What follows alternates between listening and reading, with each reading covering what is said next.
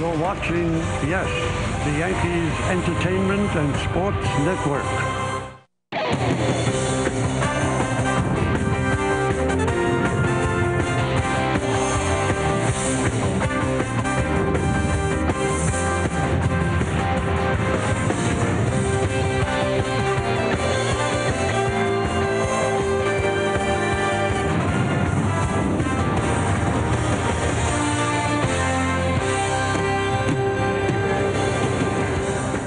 Well, they're making their way to Progressive Field today as Game 3 of this 4-game set between the Yankees and the Indians. CC Sabathia is going to be on the mound for the Indians. He is the reigning Cy Young Award winner, so it should be a good one as the Yes Network presents New York Yankees baseball. It's the New York Yankees against the Cleveland Indians in Game 3 of a 4-game set from Progressive Field in Cleveland, Ohio.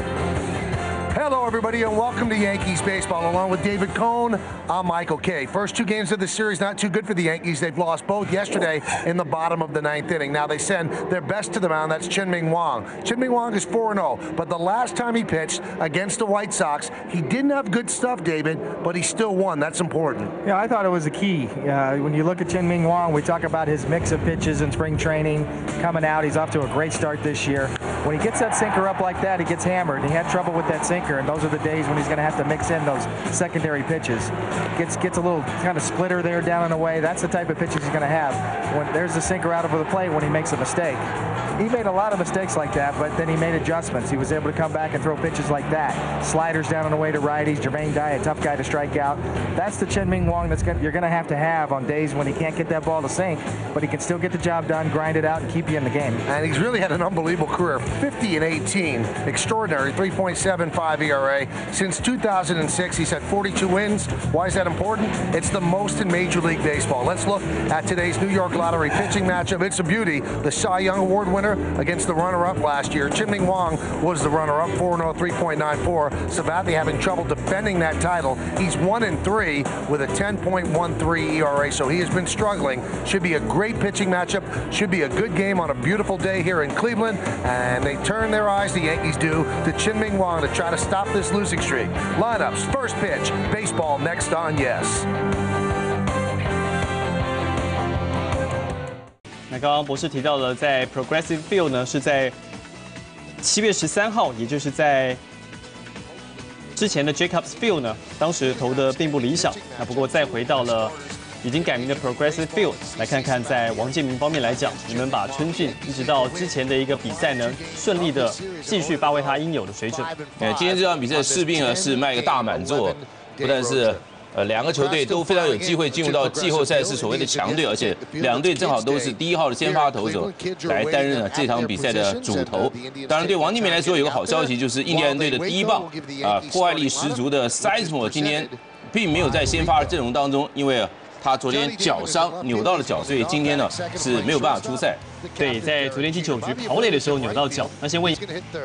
Cleaning up, playing third base, Alex Rodriguez. Shelley Duncan, the first baseman, will bat 5th, batting 6th and DHing Morgan Ensberg. Robinson Cano, the second baseman, second lowest batting average amongst major league qualifiers. Second lowest. Only Adam LaRoche has a lower average. Melky Cabrera is in center field about 8th, and batting 9th and catching Jose Molina. Now, Jorge Posada was in the lineup, but he was scratched just moments ago, and Molina was put into the number 9 slot, and he's behind the plate. Those are the numbers on Sabathia. Really startling numbers for a defending Cy Young Award winner. 5 games, 1-3.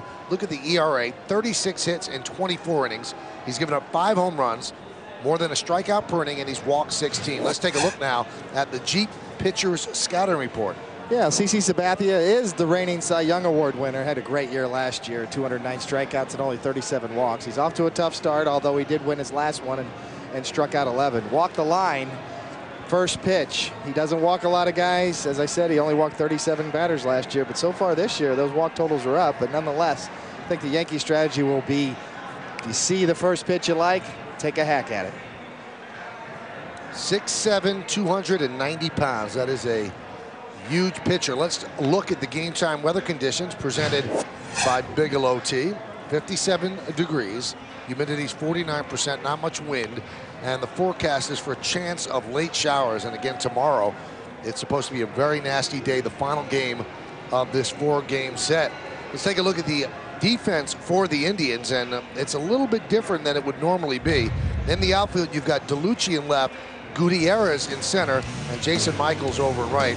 In the infield, Blake, Peralta, Cabrera, and Garco. Garco has not made an error in 23 games at first base this year. Victor Martinez behind the plate. Sabathia is on the mound. Now, we told you it's different. Grady Sizemore hurt his ankle going into second base in the 9th inning yesterday. He's played in a major league leading 382 consecutive games, so unless he gets into the game later as a pinch hitter, his streak will die today here in Cleveland. Johnny Damon had 4 hits yesterday. Damon's ready. Sabathia is ready. We're ready, so let's do it here at Progressive Field in Cleveland, Ohio. And the big left-hander deals. And there's a strike.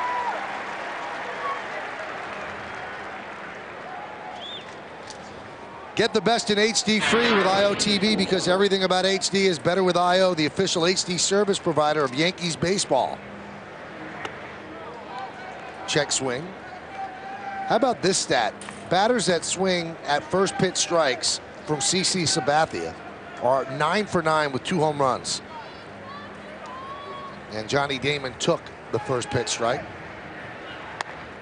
And last year, batters 48 for 118 swinging at the first pitch.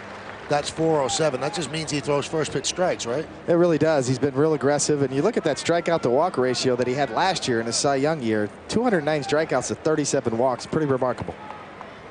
And the 1-2 just missed outside. Sabathia 1-7 lifetime against the Yankees. He's lost his last 6. Now, he did beat them in the ALDS last year, and that was really the only good outing he had in the playoffs. He was awful in the ALCS against the Red Sox. Johnny Damon, red hot, drops another base hit. That one right in front of Dave DeLucci. So Damon, 12 for his last 25, now 13 for his last 26. See Johnny Damon right there, fastball right there, just stays right with it. CC Sabathia trying to get it down and away, leaves it over the plate a little bit, and Damon does exactly what you're supposed to do with that pitch. Just take it right the other way.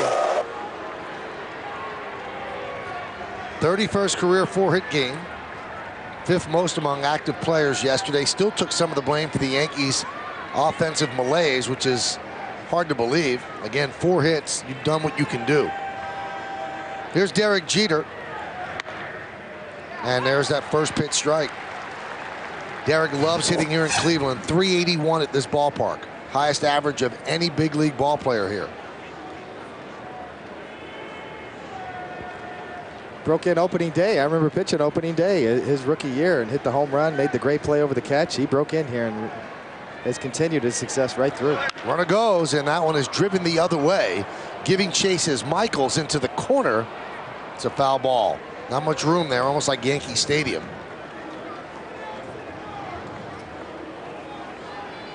You can listen to Yankees baseball in Spanish by hitting the SAP button on your television.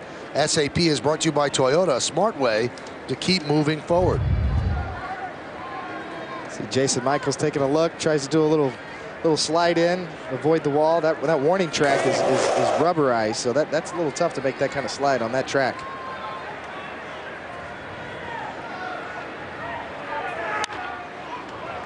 Fouled away the other way. The rubber goes up the lines, and then it picks up dirt along the warning track around the fence. Right there's the delineation between rubber and dirt. And the warning track in the outfield is all cinder as well.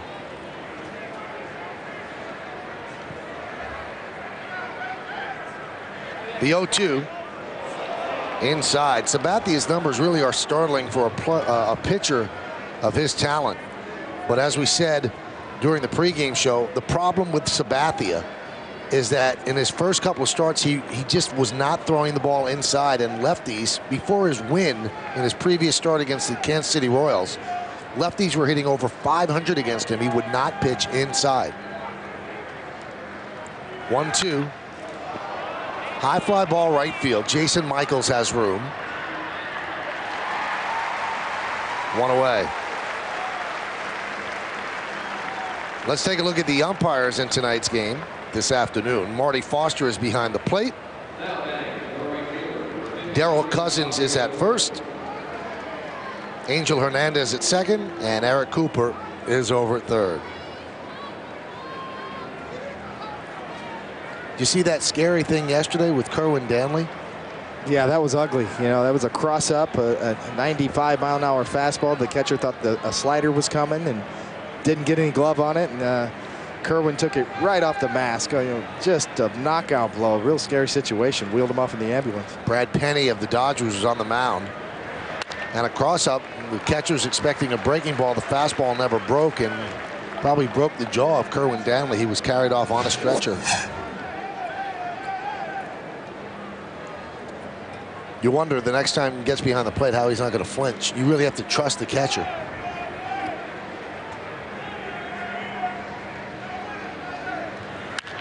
Abreu slaps it the other way. You usually don't see that much when a pitcher and a catcher mix up their signals and the catcher doesn't know what's coming. It's usually the other way around. It's usually looking for a fastball and trying to adjust to a breaking ball. And rarely do you see a fastball sneak by a catcher like that and drill an umpire almost on the fly.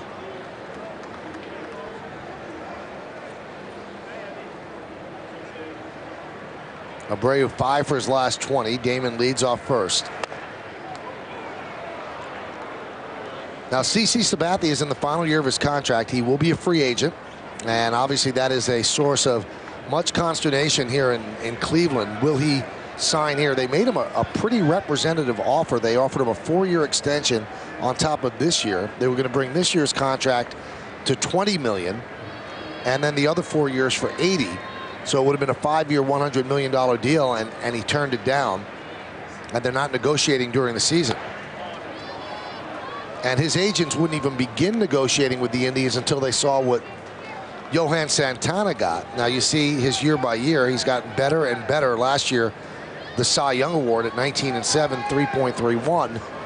And they're not going to negotiate during the season. The Indians are hoping that his love for this area and the way the organization has treated him will have something to do with it. Breaking ball, strike 3, Abreu down looking.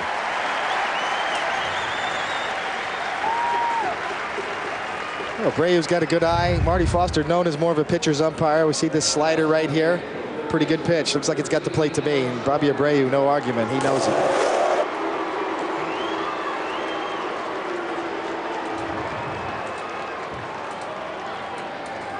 Here's Alex Rodriguez. Rodriguez still bothered a bit by that strained right quad, which is his plant leg in the batter's box.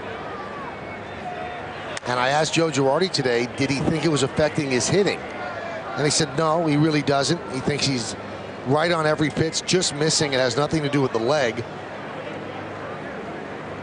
He said he is telling Alex to, run with some management on the base paths, and he's not going to play him at third base every day. He'll alternate between third and DH till the leg heals. Count 2-0. Alex 7 hits in his last 13 at bats. You can see Sabathia is really hard to run on. Generally slide steps, very quick to home plate. And Johnny Damon trying to time him. He's probably thinking about running in this situation, but he just can't get a jump.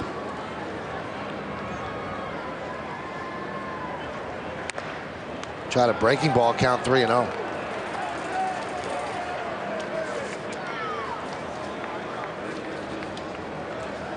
Now the Yankees need a big blow. Let's see if they green light Alex Rodriguez here on 3-0. Rodriguez 7 for 17 lifetime against Sabathia. That's 412. And he's takes away, and it's a walk to A-Rod as Damon moves to second.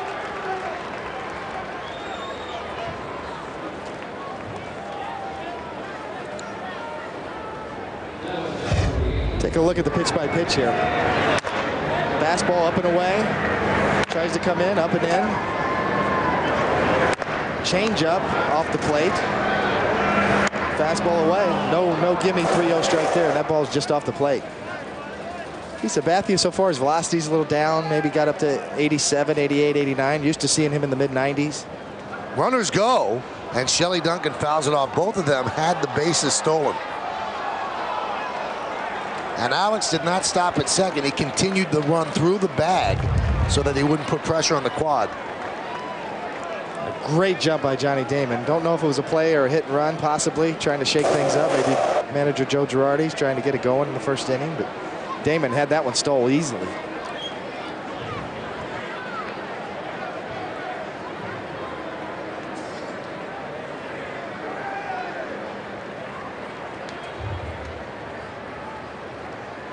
The 0-1. Breaking ball. After a week, Shelley Duncan was sent down to Scranton Wilkes-Barre. He hit .309, 6 homers and 17 ribbies.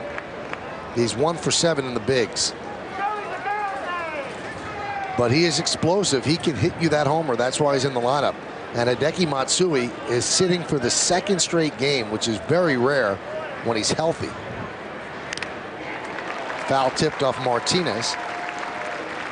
You can just sense Shelley Duncan back in the clubhouse today. Michael got a chance to talk to him, and he just adds so much life. He just bounces around that clubhouse, very friendly, talking the game. He just knows how to act around a big league clubhouse, obviously, with his lineage and, you know, well documented with his father. See Hideki Matsui there. The Yankees facing back-to-back left-handed pitchers. Kind of gives you a sense that manager Joe Girardi, he's going to shake it up this year. He's going to put out a lineup that he thinks on each individual day that's going to work on that particular afternoon. Strike 3. Took something off that pitch, and Duncan down looking. And once again, the Yankees just cannot get the hit with runners in scoring position. No runs, a hit, no errors, and 2 men left. Yankees nothing, and the Indians coming to bat.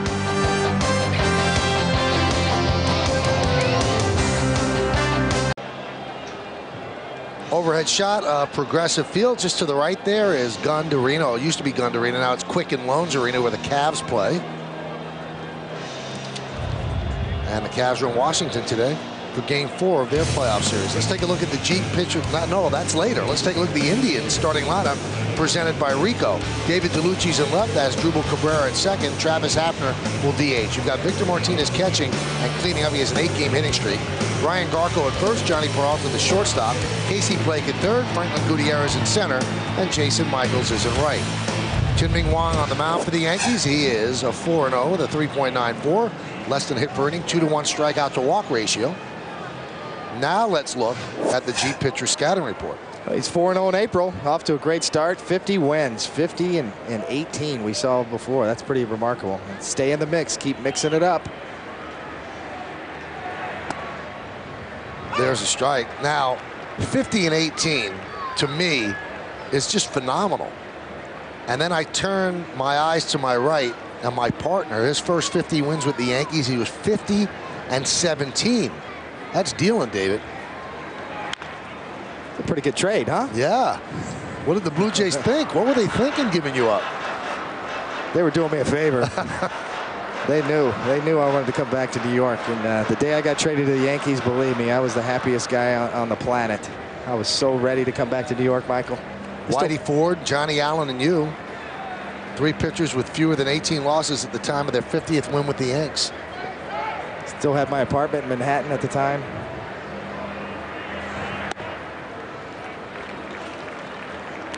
And that was a good trade for both. You came over in '95. Team made the playoffs because of your hot streak, and then championships 96, 98, 99, 2000. You got 5 rings. 1-2. Line drive, base hit to right field. So DeLucci now has a 5-game hitting streak with that single. See, Chien-Ming Wang jumps right ahead of him, tries to come inside. Looks like that 2-seamer, he wants to run it, gets back out over the middle of the plate, as you see right there. Didn't dot the I. DeLucci's a good fastball hitter. Base hit to right.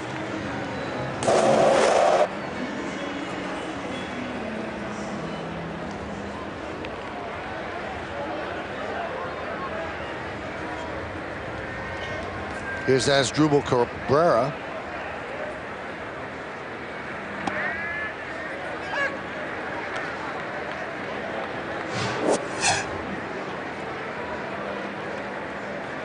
Cabrera did not play on Friday against the Yanks. Just a rest. Jamie Carroll got the start at second that day. Did start yesterday.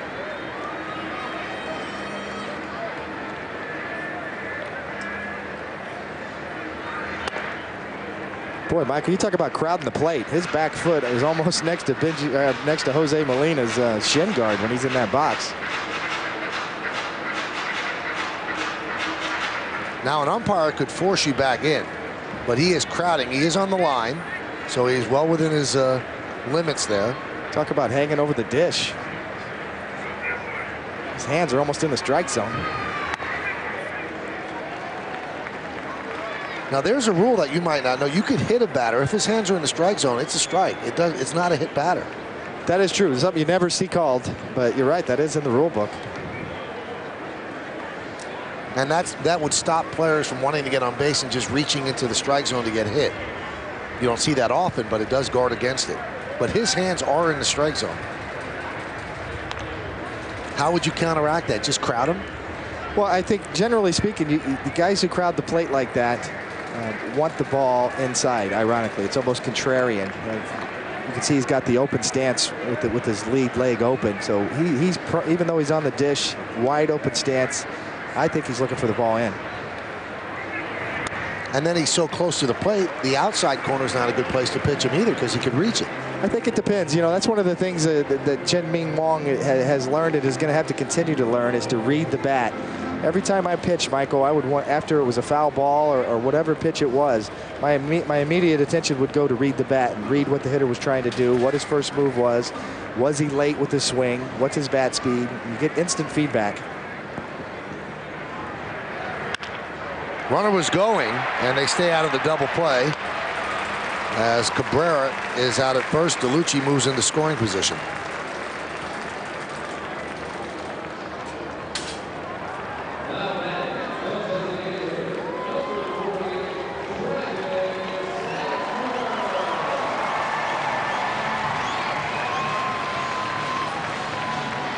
Chien-Ming Wang's trying to pick up his 5th win in April.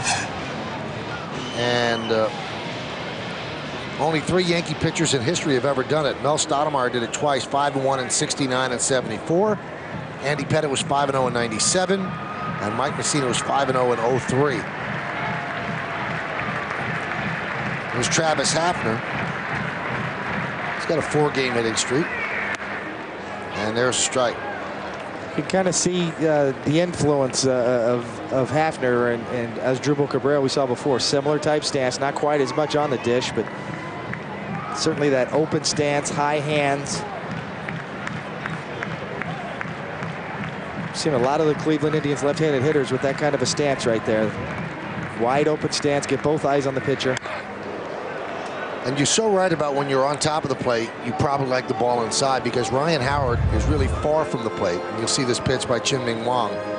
Ryan Howard of the Phillies. And Charlie Manuel said, you know, you're not reaching the outside pitch. You've got to move closer. So he moved like a little bit closer, and he didn't like it because he was getting jammed. So that's why he stands way back. Not because he likes to pitch inside, because he doesn't like to pitch inside. So it works backwards. It varies with hitter to hitter, and that was a good pitch by Wang. Make him move his feet. You know, 1-1 now. There's a strike. And that's what we talked about is pitching inside for effect. That's pitching inside for effect. The pitch prior to this last one. Now he's jumped up to 1-2 on the count. And that just making him move his feet. That prior pitch, spun him around. Let him know that I'm out there. I'm going to pitch you inside today, and then that opens up the outside pitch.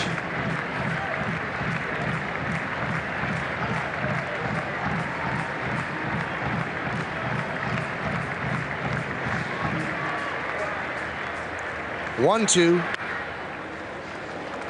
2-2. See Chien-Ming Wang take a shot with the splitter. That was a split figure fastball. Good try, nothing wrong with that. Right over the plate and down. Hafner took it. See if Wang takes a shot back inside right here.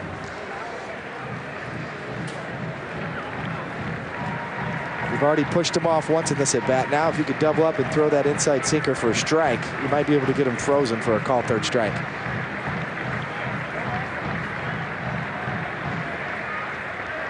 Two, and a count full of 3-2.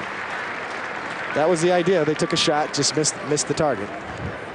Now in the 9th inning yesterday, game tied, runners on 2nd and 3rd with 1 out. They intentionally walked Hafner to pitch to Victor Martinez, and Martinez lined a single to left field to win the game. First base is open right here, but they're going after Hafner, obviously. First inning.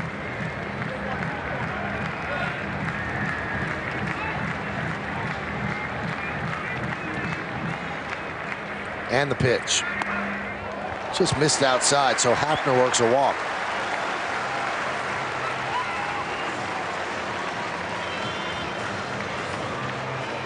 We're going to see the pitch by pitch coming up here against Hafner.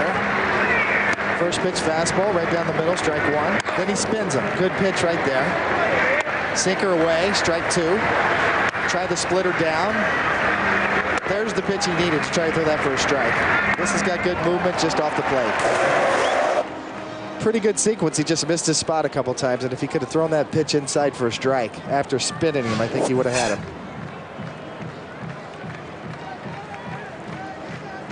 Martinez had his first walk-off RBI of his career yesterday. He'd driven in 425 runs, but that's the first one that ever ended a game. Strike.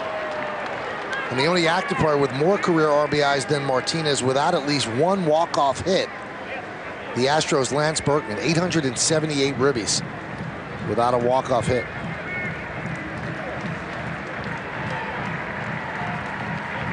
Indians have taken the first two games of this four-game set. If the Yankees want to be 5-5 on their road trip, they've got to win today and then tomorrow night.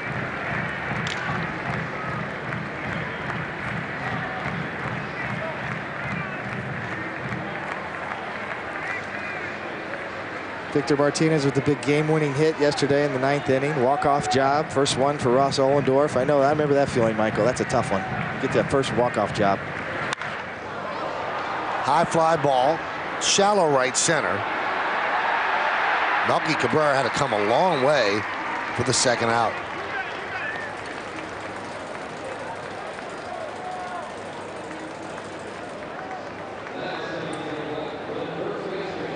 Now to bring up Ryan Garco.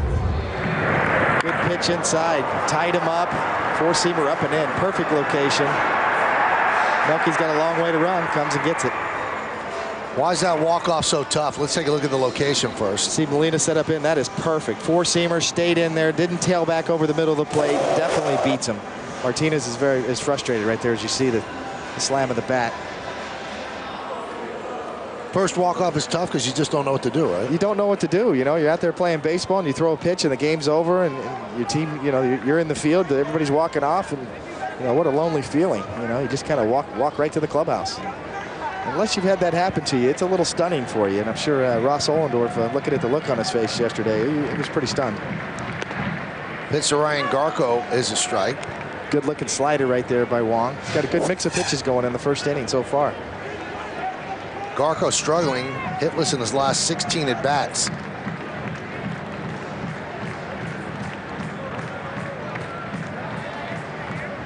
Just underway here in Cleveland, bottom of the first. Indians threatening. Yankees had the same threat. They could not do it in the top of the first. Yesterday, they were 2 for 13 with runners in scoring position.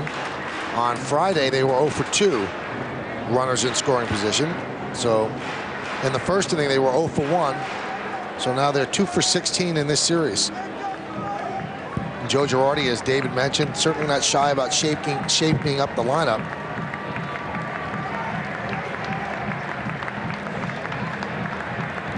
And the 0-2. Check swing, popped up, and out of play. This is the Yankees' 26th game, and they've had 23 different lineups. So sometimes because of injury and also maybe a little impatience, he's not going to sit back and just run the same lineup out there if they can't score runs. And for Hideki Matsui to be benched 2 days in a row just because of lefties pitching, and Joe said, listen, we're facing lefties 5 out of 6 games. We're in a stretch, so I feel badly. He calls him Matty, that Matty's not going to be in there, but you know, I'll get him back in. He'll get plenty of ABs all year. And he will. And, you know, recalling Shelley Duncan, wanting to get him going. He was hot in the minor leagues, and you want to take a look at him, get him in the lineup a couple days in a row. Missed inside. Well, they're making Wang work here. 21 pitches in the first inning.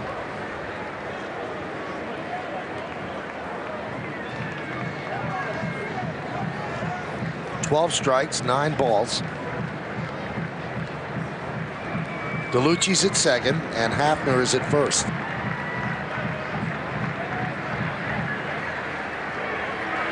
Swing and a miss. He strikes out Garco. So Chien-Ming Wang comes back strong. First and second, 1 out. He gets Victor Martinez to fly to center, and he strikes out Ryan Garco. We played one in Cleveland. No score.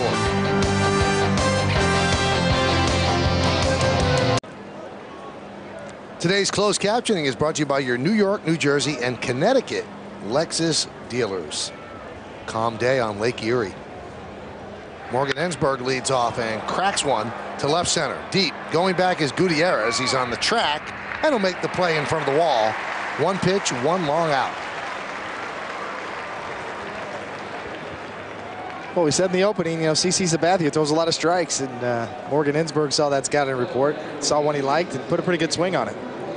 That's the first out that Sabathia has recorded this year on a first pitch strike that a batter has swung at.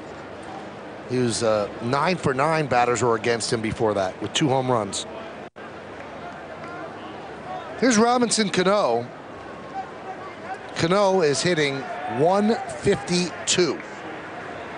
Second lowest batting average amongst 195 big leaguers who qualify to be listed among the batting leaders. Adam LaRoche is the worst average at 147.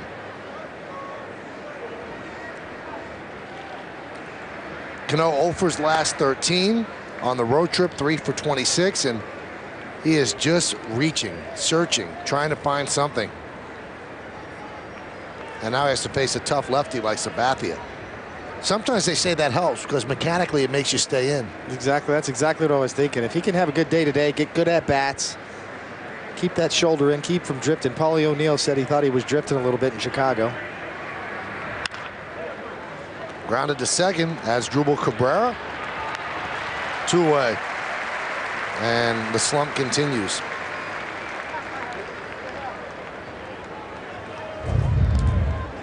See Sabathia, Martinez set up outside, kind of a hanger, you know, kind of got tied up with that slider. He thought it was going to come down a little more, and it almost got jammed by a slider there. Looked like he saw it pretty good, though. It's almost a situation when you're pitching, you almost hung it too much and got away with it. If he would have, that would have hung over the middle of the plate a little more, looked like Robbie would have been on it.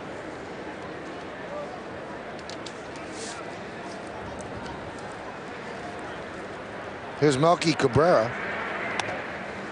Pitch is low.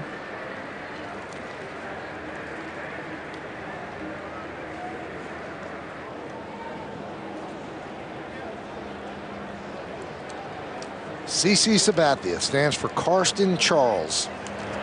And this year they're calling him Sai Sabathia.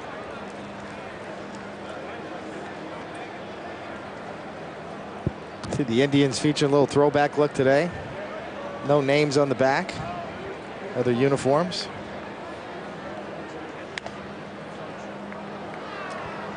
Good time to do it when the Yankees come in town. Of course, the Yankees uniform, that classic look. No names, and that's the beauty of the Yankees.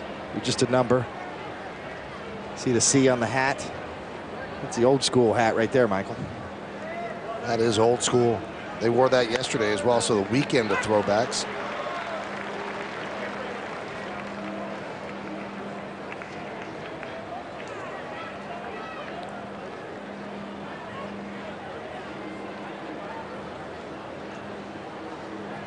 Love that about the Yankees, Michael. There's no names on the back of their uniform, just that logo, NY. Ooh, little jump the gun there a little bit. Marty Foster, that's one where you walk right by and say, yeah, my bad. Umpires hate this. Thinks it's up, assumes it's ball 4, late strike call. Oops. Let me mosey on around behind. Girardi thought it was high.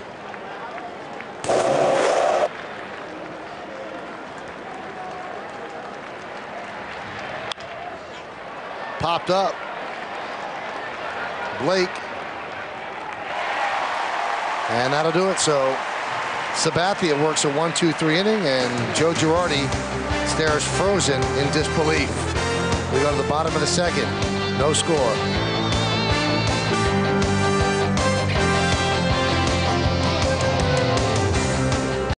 You know, there's a big crowd on hand, but not as big a crowd as you would expect for a Sunday afternoon, Yankees and the Indians. And it could be that the Cavaliers are playing right now against Washington in the NBA playoffs. So maybe some people stayed home to watch it on TV.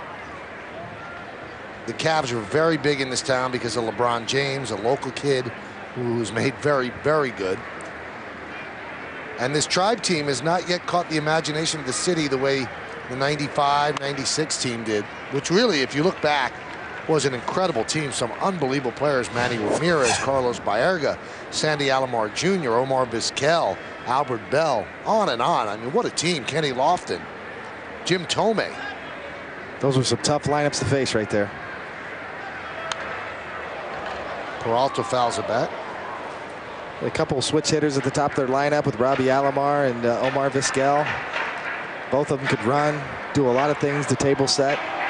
Some great RBI guys in the middle of that lineup. They were tough in this ballpark especially. And that lineup sold this place out 455 straight games. 5 years in a row of sellouts. The 2-1. 2-2. Good moving sinker in on the fist right there by Wang.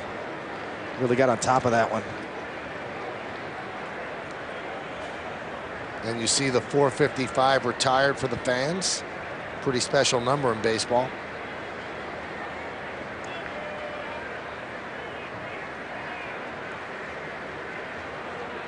And the 2-2. Tries to pull an outside pitch.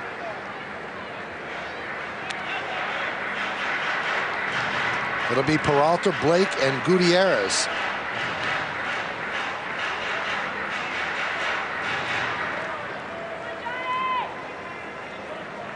And we always talk about how the Yankees loved to play here, and I guess I should say the Yankee hitters like to play here. I'm sure you guys didn't like to pitch here, right? It was Against a tough, that lineup. It was a tough pitcher's park. It really was. High fly ball, center field. Melky in left center, one away. Or I should say is, you know, speaking obviously in the past tense, it was a tough pitcher's park back then with that lineup, and in those years they were so deep, 1 through 9. They kind of set the trend in the American League. And now we see such a discrepancy in offense between the American and National League in today's game. Cleveland kind of started that back then. You had to go 1 through 9 deep. Their 9-hole hitter could hit 20 home runs. And while this isn't really an unfair ballpark, you can hit home runs here. I mean, you don't really have to crush the ball to get it out. You're not going to get a cheapie. It's not like Citizens Bank Ballpark in Philadelphia, but a hitter will be rewarded if he hits the ball okay. 370 into the gap in left center. That's fairly short. 400 to dead center. Of course, the one guy we're forgetting about in the middle of that lineup is Manny Ramirez when he was in India.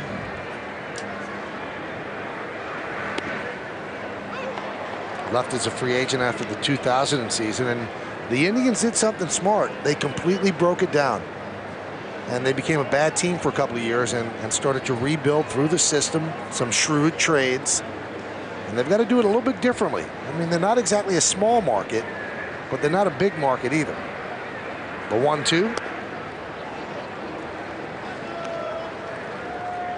And they try to sign their young players to long-term deals. Grady Sizemore signed to a long-term deal. And this is the organization that started that, signing Albert Bell and Kenny Lofton and Baerga, just to keep them around longer than they would have been kept around. The 2-2. Swing and a miss. Blake down on strikes. Another good sequence for Chien-Ming Wang here. You're going to see this. Look at that target by Molina right there, and a tight little slider. He misses that ball by a foot. Very nice. See that late break right off the plate. Good tight spin.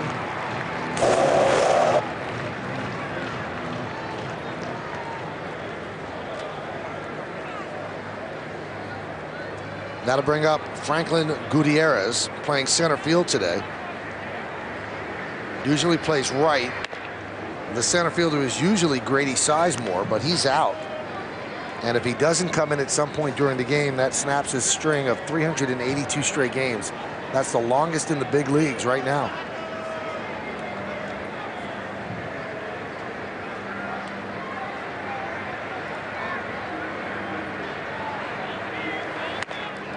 So if Grady doesn't get in, David, one more day that Cal Ripken could kick his legs up on the Barker Lounger and say, I got it for a while longer.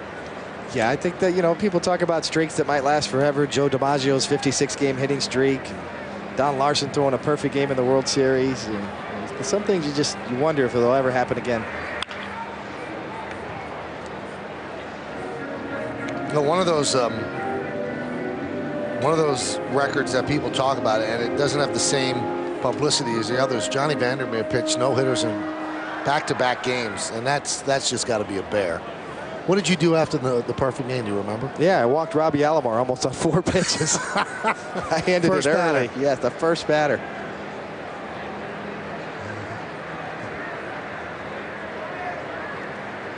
One, two. How about Nolan Ryan? 7 no-hitters. That's not going to be broken. Just can't see that happening. I think, you know, Cal Ripken's streak is right at the top of that list or near the top. 7 no-hitters by Nolan Ryan. Wow. Yeah, a lot of people forget that in '98, when David Wells pitched a perfect game, he almost pitched another one against the A's at Yankee Stadium. Rip foul. I think he went into the 7th inning with it. He did take it. He took it in there pretty long, and he was emotionally exhausted. He almost said he didn't want to do it again.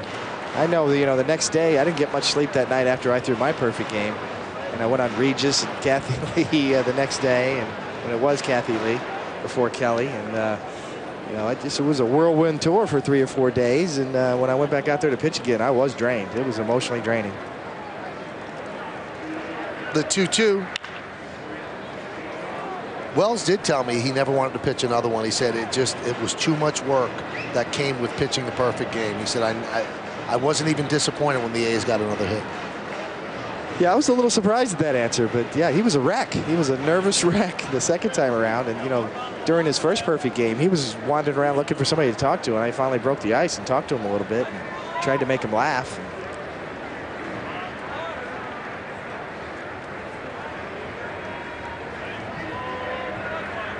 2-2. A lot of foul balls, really making Wang throw strikes. He's at 40 pitches in 2 innings.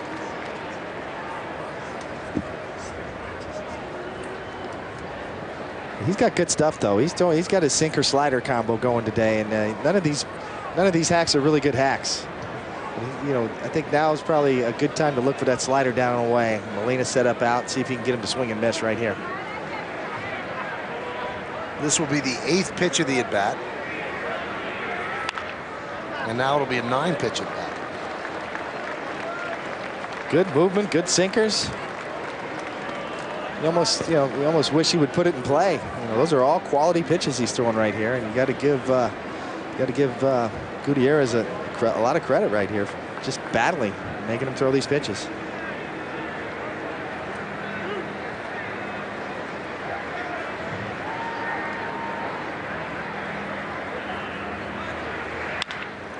Ground ball is short. Jeter in front of it. And a great stretch by Duncan as they just nabbed Gutierrez. Duncan, a full body dive, somehow kept his foot on the bag, and he saved Jeter from picking up an E6. The throw is to the outfield side of the bag. A full body dive. Gutierrez is out.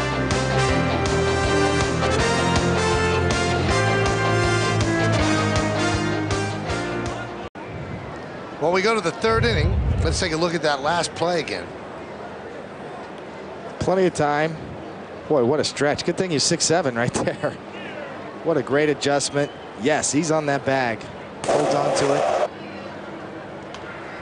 Molina fouls one off. One more look. Shelly Duncan's got to use just about everything he's got to reach out, keep that toe on the bag. Good call. Talks it over with the other Yankee first baseman, Jason Giambi.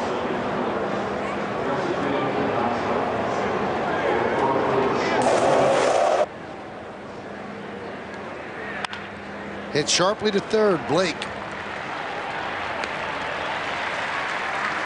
And there's one out here in the 3rd.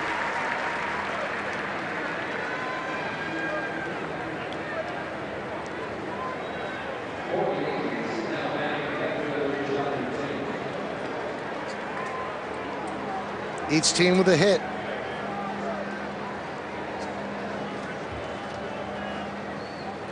Here's Johnny Damon. He led off the game with a single to left center. 13 for his last 26, average up to 284.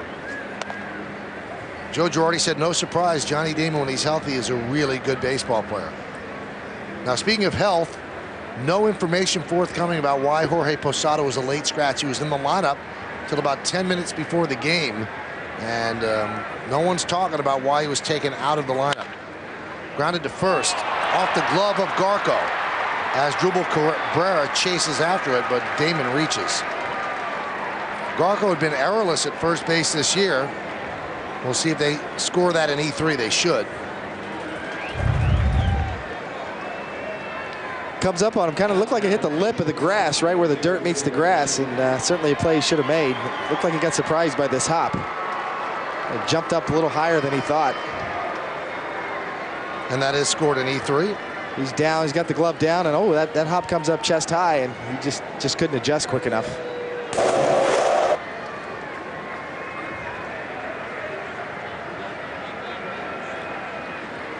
Here's Derek Jeter. He flied to right. That was in the first inning. Damon a threat to run. And there's a strike. Little slide step changeup on the first pitch to Jeter. When Damon's on, Sabathia's got that quick delivery to home plate. He almost no leg kick, very tough to run on. And then on top of that, on the first pitch, he drops a changeup on Derek Jeter, gets him way out in front.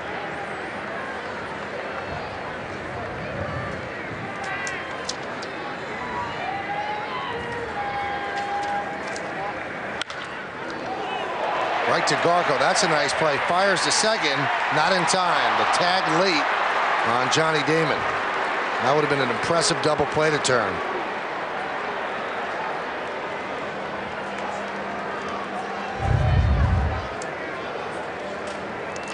Hard smash right at Garco. Steps on the bag. Good throw gets him here. He kind of stumbled a little bit. Wide throw. Good slide by Johnny. Good play. Steps on it, kind of double pumps. Wide throw. Gives Johnny a little lane to slide away from the bag. You'll see right here. Just a little too far to the left. Johnny's in there. Good throw would have had him.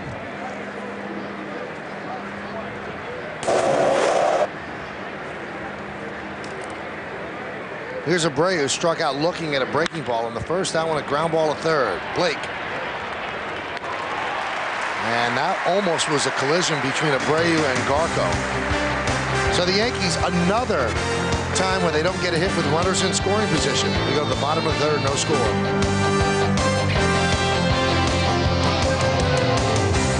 Let's take a look at tomorrow's starting pitchers, brought to you by Verizon Fios. Make the switch to Verizon Fios, TV, internet, and phone. Mike Messina, coming off a good start against the White Sox, will face Aaron Lathey, who's just been called up. Those are his numbers from last year.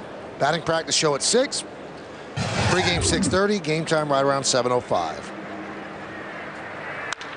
Jason Michaels swings at the first pitch from Wang. Pop up to shallow right field, and is going to drop in for a base hit. Michaels goes for 2, and he's in there. That's good hustle by Michaels, running hard out of the box.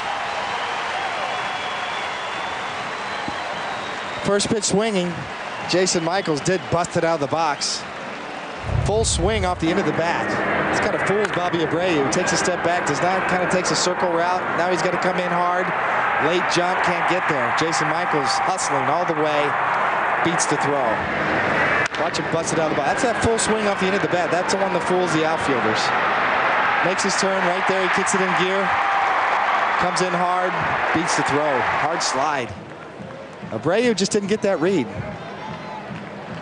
Kind of took a circle route and then saw that he wasn't going to get there. Tried to dive. Here's Dave DeLucci. You know what's sad, though, David, is that we actually have to point it out when somebody's hustling out of the box. That should be the rule rather than the exception, but it's not. So that's why we do point it out. Because guys usually jog the first couple of steps out, and then if they think it's going to fall in, then they'll pick it up a bit. If he had done that, he would have been out at second base.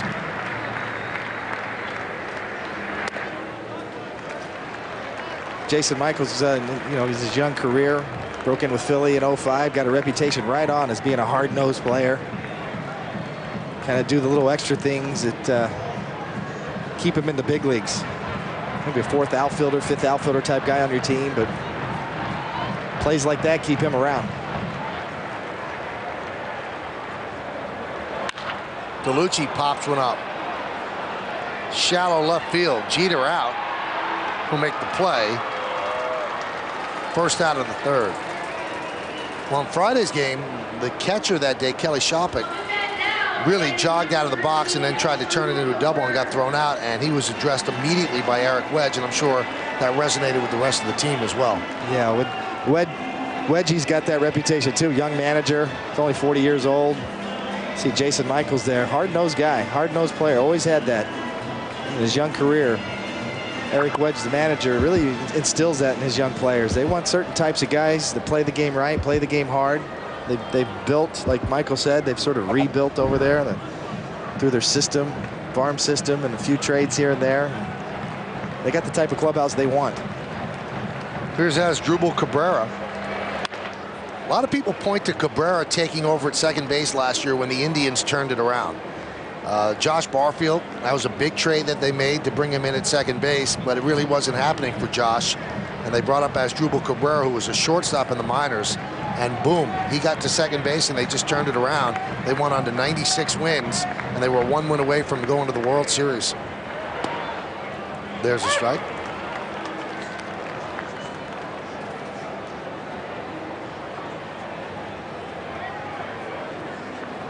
Coming into this season, yeah, they were expecting big things out of Cleveland. A lot of people's picks, a lot of experts pick to make it to the World Series. Certainly win the Central Division. Line caught by Jeter. Hung up there enough that the shortstop could get there for the second out. See, Wong's got good movement today. A lot of balls off the end of the bat. Look at that. That's almost off the cue end, off the end of the bat. A little soft line drive. Jeter goes over, makes the play. Look at this late, tight movement. Down, perfect location.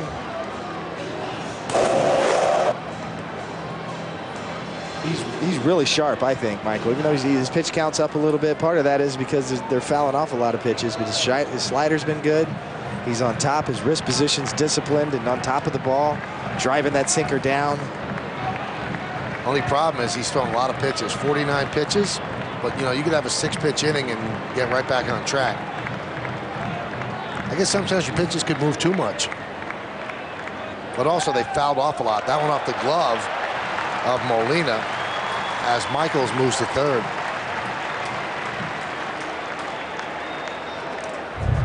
Tough one for Molina right here. He's setting up in. They're looking to throw a four-seam fastball in, and he just misses way off the plate. Molina has a hard time reacting across the plate, thinking Chien-Ming Wang's hitting his target for the most part today, and he gets caught up kind of in the rocket chair back there. Catchable ball, but certainly not looking for it to be off the plate when it's called for to be inside. And that has scored a pass ball, not a wild pitch. Bottom of the third, no score. Indians threatening, runner on third with 2 outs. And Hafner at the plate, 1-0 count. Hit sharply and scooped on one hop by Duncan. He'll take it to the bag and that'll do it.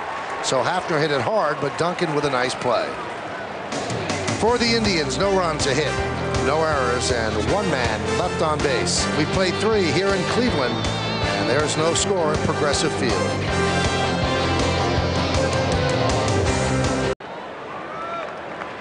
Oh, just as we thought, battle of pitchers. Sabathia against Wang, no score as we go to the 4th. A-Rod leads off and fouls a bat. Indians with 2 hits, Yankees 1. Indians made an error by Ryan Garco. Get those fast-moving games when you get guys that throw strikes, Michael. Everybody knows CC Sabathia throws that first pitch in there for strikes a lot of times. His walk level's down, generally speaking. You combine that with home plate Marty Foster, who tends to call borderline pitches more the pitcher's way, generally speaking. You're going to have guys going up there looking to swing that bat.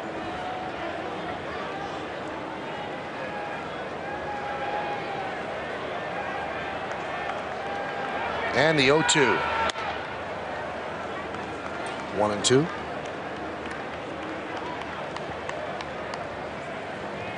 David, was it more fun when you threw gas, or was it more fun when you learned how to pitch? Well, you know, I think I probably enjoyed it or appreciated it more later in my career when I had to create on the fly, similar to what Mike Mussina is trying to do this year. But I mean, you used to throw 95, 96. Yeah, part of that is some brain cells are probably gone too. I don't remember the early days. I had a great career. I wish I could remember it.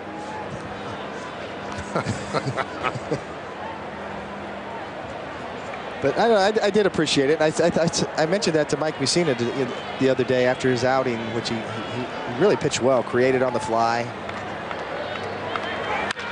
That one is driven to left center field. Giving chase, Michaels is going to make the play on the warning track. A-Rod hit it well, but to the deepest part of the park.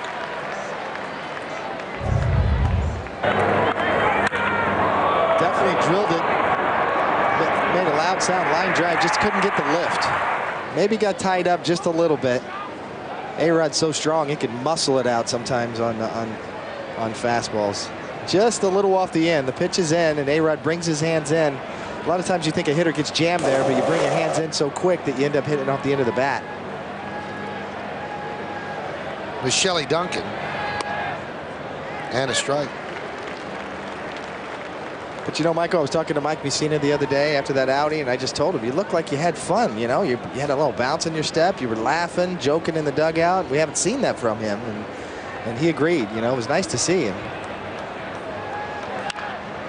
Nubbed off the end of the bat. Garco gets a chance, and he beats Duncan to the bag. Two-way. Let's take a look now for the New York State Smokers Quit Line Quiz. And it involves CC Sabathia, who was the last Cy Young Award winner for the Indians prior to CC Sabathia. David, you won a Cy Young Award. What'd you do with the actual award? I gave it to my father. You know, I didn't have to think twice about it. My father was a blue-collar guy, worked the graveyard shift at a meat packing plant, and still woke up and still had time to coach me in Little League.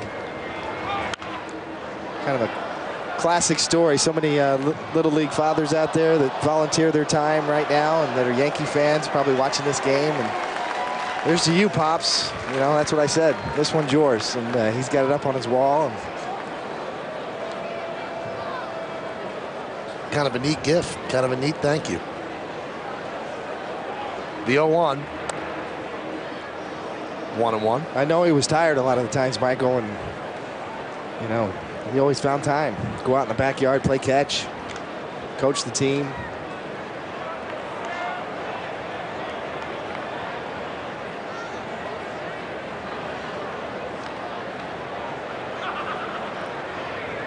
And the 1-1. Now, will you give him the Emmy if you win an Emmy for broadcasting? I think I'll keep that one.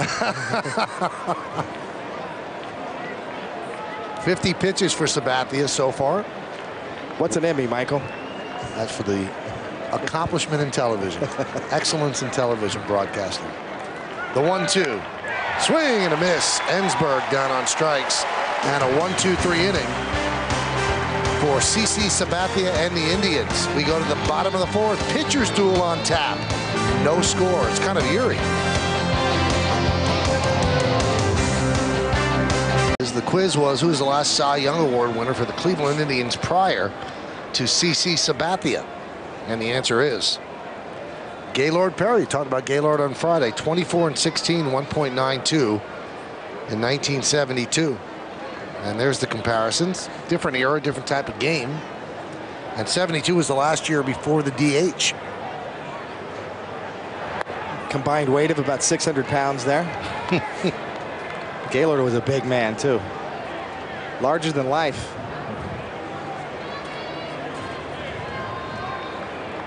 Victor Martinez leads off, takes a pitch outside, 1-0.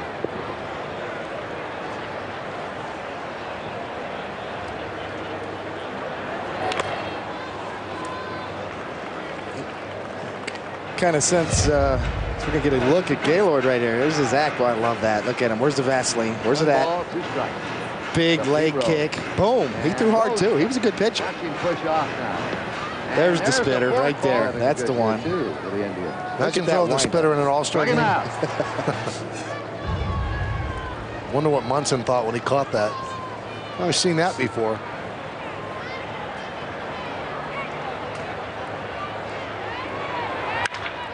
Hot shot up the middle, a base hit.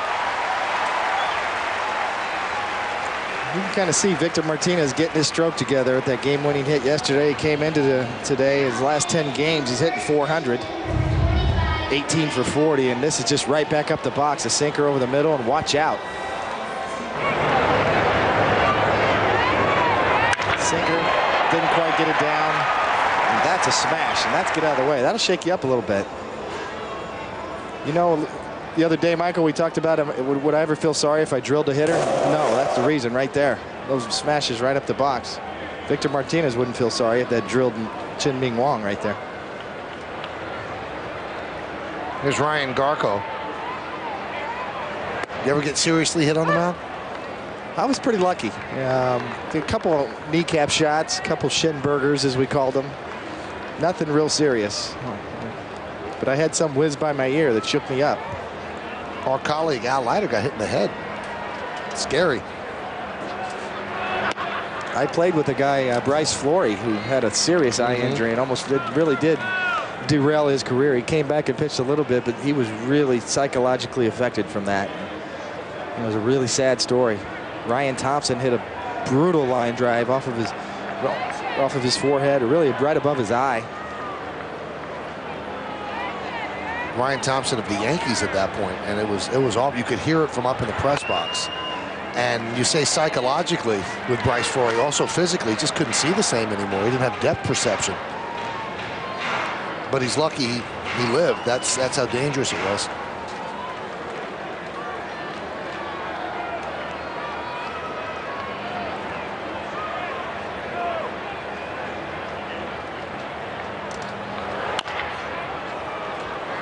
That's off of Garko. That gives you a sign right there how good Chien-Ming Wang's stuff is today. This hard sinker looks like it's going to be right down the middle. Look at that late movement. All he can do is drill it off of his toe. Oh, that hurts. That's a direct shot right on top of the foot or the toe. And Garko trying to shake it off. That's what Chien-Ming Wang can do, and that's why when he gets that sinker combination with that slider down and away from righties, that's when he really can be tough.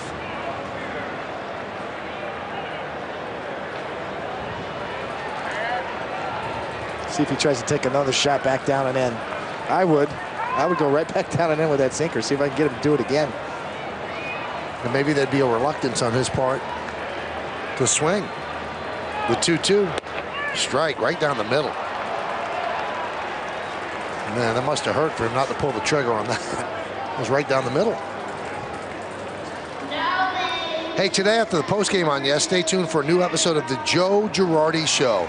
This week, Joe reviews the Yankees' Midwest road trip and looks ahead to the upcoming homestand against the Tigers and the Mariners. It's an all-new Joe Girardi Show today after the postgame, only on Yes.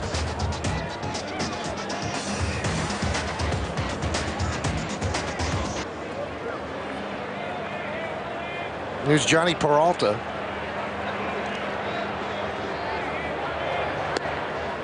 Breaking ball just missed. Wang 4-0, coming into the game with a 3.94 ERA. That's obviously gone down. And really, if you look at Wang's season, he had that one bad game. And that's why the ERA is where it is, which isn't terrible, but his ERA would be in the twos, the low twos, if not for that. That was a one bad game against the Red Sox. And the Yankees ended up winning that game 15-9.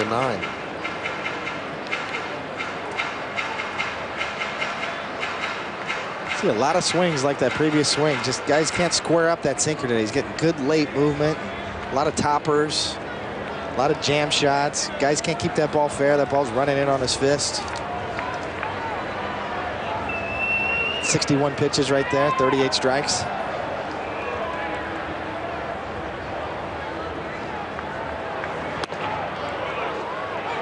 David, do you think that there's anything in Wang's mind about the way he got roughed up against the Indians in the postseason last year? He's not showing it today, if there is. He's real sharp today. His stuff is live, it's moving. He's got a good mix of all his pitches. It's hard to say what he's thinking. Maybe he's coming out on a mission tonight. Maybe he does remember and is using it as motivation. He looks very much on his game, very concentrated right there. 1-2. Fouled away. And that was one of the reasons. I don't think you could say he was trying to reinvent himself in spring training, but he certainly wanted an added layer to his game because his sinker wasn't working in the postseason and he got crushed. But he wanted something to go to other than the sinker when that happened. And we saw he had other pitchers against Chicago the last time out. He has, and they're even sharper this time out so far. He's had a sharp slider to go with that nasty sinker he throws.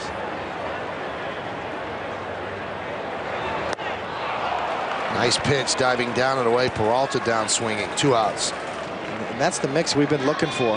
Anytime he can do that. He's been pounding that sinker in. Okay, here's a tight little sharp slider up the plate. Misses that by a foot. Look at that thing breaking down in depth. This is what you've been looking for Chien-Ming Wang right there. Well, when he can get that crisscross game going, run it to the right, almost like Nintendo baseball with the joystick. I can move it to the right, I can move it to the left.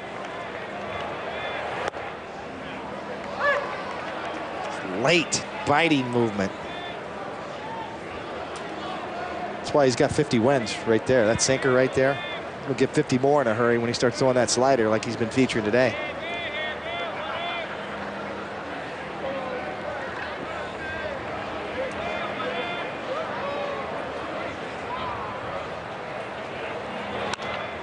Foul back. Now, when Chien-Ming Wang first was signed by the Yankees, his slider was actually his best pitch.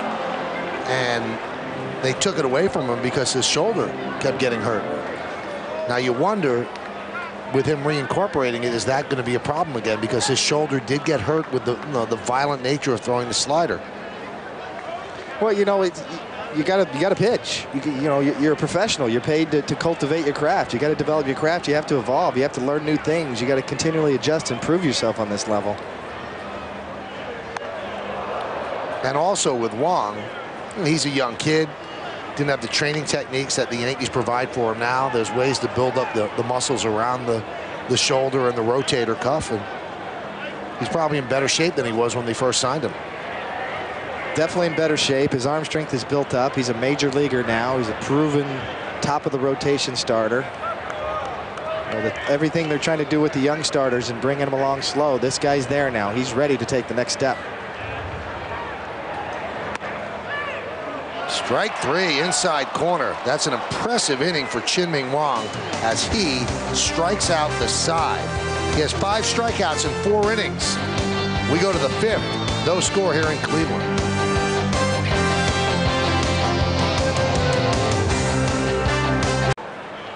Pretty impressive for Josh Beckett and pretty impressive back here in Cleveland for Sabathia and Wang. The Corona Extra scoreboard tells it all. There's no score. Top of the 5th inning. So the Cy Young Award winner against the runner-up here at Progressive Field. Here's Robinson Cano, a guy who desperately needs a hit. 0 for his last 14, 2 for his last 25, 5 for his last 40. The numbers are not pretty for Cano. Good, hard, crackling fastball. 0-1. I think, Michael, what they want to see is just him get a good at-bat. Just really grind this out, get a good swing, pick out a good pitch to hit, start getting good at-bats.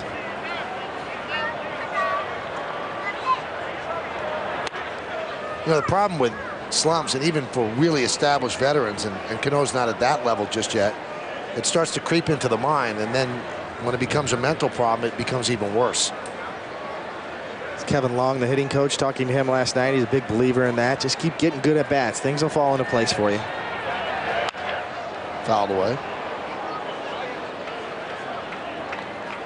There's no way with the slump that he's in that he's not taking it back to the hotel, that he's not thinking about it in bed, that he's not thinking about it when he eats. And this is a guy who has pride in his game, is considered one of the best young second basemen in baseball. You look up at that board and it says 151. And you're in late April, the 1-2. Pop foul.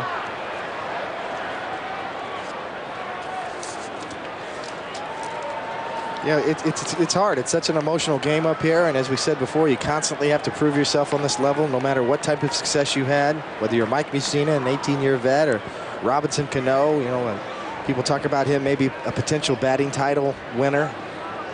Constantly have to work and prove yourself in this game. Grounded up the middle, fielded there by Cabrera, off balance throw, infield single. That's the type of thing that maybe gets you going. So Cano breaks the 0 for 14 Schneid with an infield single. And you're right, Michael. A lot of times it's a little thing. You know, tough pitcher on the mound. Get down that line, beats the throw. Slider, he kind of rolls over it a little bit. He smells it, picks it up a notch. Definitely beat the throw. You know, maybe that's it. But he's leading off the inning, more importantly. He got a 0-0 game in the 5th. He's the leadoff hitter in this inning, and he's on first base now. And they haven't picked off. That's not good. Yankees trying to get something going, had Cano moving, and he is thrown out. Caught in a rundown and then nailed.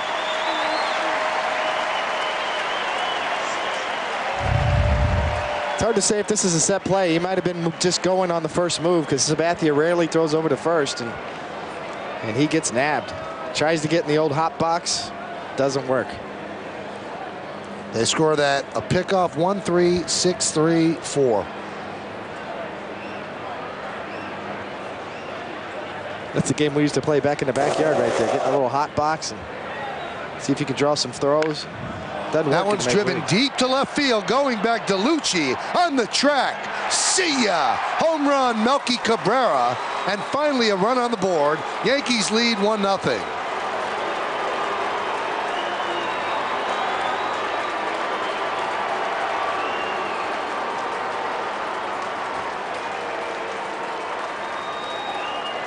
Well, we've seen it. We've seen Melky coming this year, showing some pop in his bat. He jumps all over this inside fastball and knows it. He smoked that ball, got the barrel of the bat right to that inside fastball, beat Sabathia to the spot. That's his 5th home run of the year right there. He's showing pop from both sides of the plate, right and left so far in April. Pitch to Molina is outside. Melky had 8 home runs all of last year. He's at 5 right now with 11 runs batted in. And ironically enough, Joe Girardi was talking about Cabrera before the game. Everything we could ask for, he's doing. He said he's playing a very good center field, running the bases well, and swinging the bat extremely well. So he's the first run on the board. Even waves to the camera.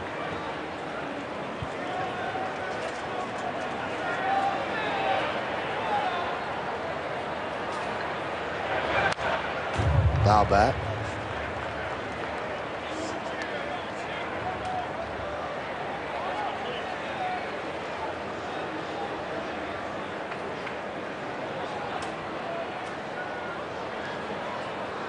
And Cano's pickoff, you never know if the home run would have happened if he wasn't picked off, but looms a little bit larger. Yankees would have a 2-0 lead, maybe. The 1-2. Blew it right by Molina for the second out of the inning. 94-mile-an-hour gas as Sabathia is starting to pick up his velocity after that home run. Little ticked off, maybe. Probably his best fastball of the night right there, of the day, rather. Getting up in the mid-90s where he's known to be, velocity-wise.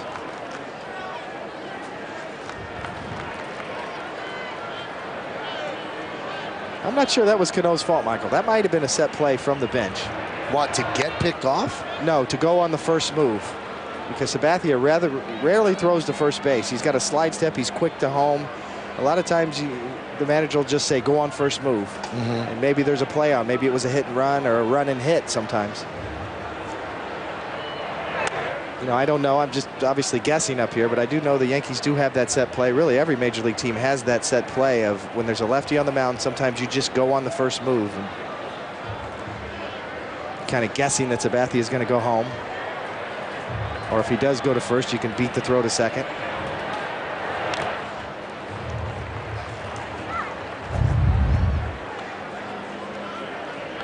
The moment the leg went up in the air, he took off. That looks like a go on the first move, but you know, we'll have to ask after the game, Robinson Cano, and see, or manager Joe Girardi. I didn't see a reaction from emotionally from Joe Girardi after that play. 2-1. Strike, and count 2-2. Which, contrasting to the Joe Torre area, you know, it's been kind of refreshing to see Joe Girardi show his emotions on the bench. Very different, obviously, than what we've seen in the past, but he talked about that coming in. He's not afraid to show his emotion. He cares. Damon down on strikes. So Sabathia recovers after the home run with 2 strikeouts, but the home run still counts. There it is, as Melky Cabrera goes yards into the seats and left. His 5th home run. It's 1-0. We're halfway through.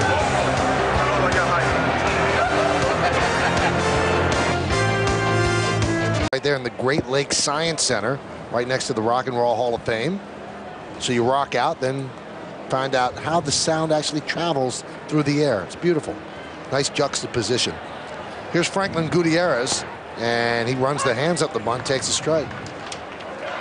Corona Extra scoreboard, 1-0 Yankees on the strength of Melky Cabrera's home run in the 5th inning.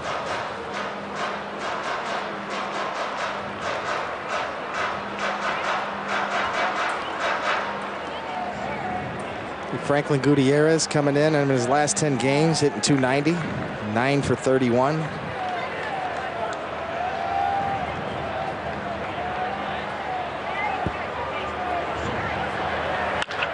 Grounded sharply through for a base hit. Leadoff runner is on here in the 5th.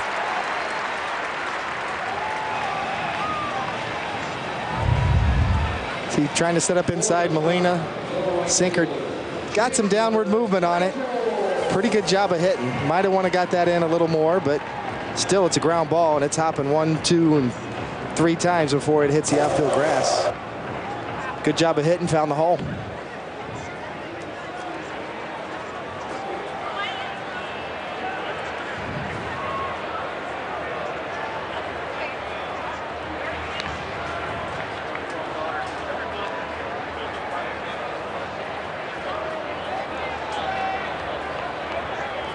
Indians not shy about putting on some plays. Michaels can handle the bat. Gutierrez has decent speed.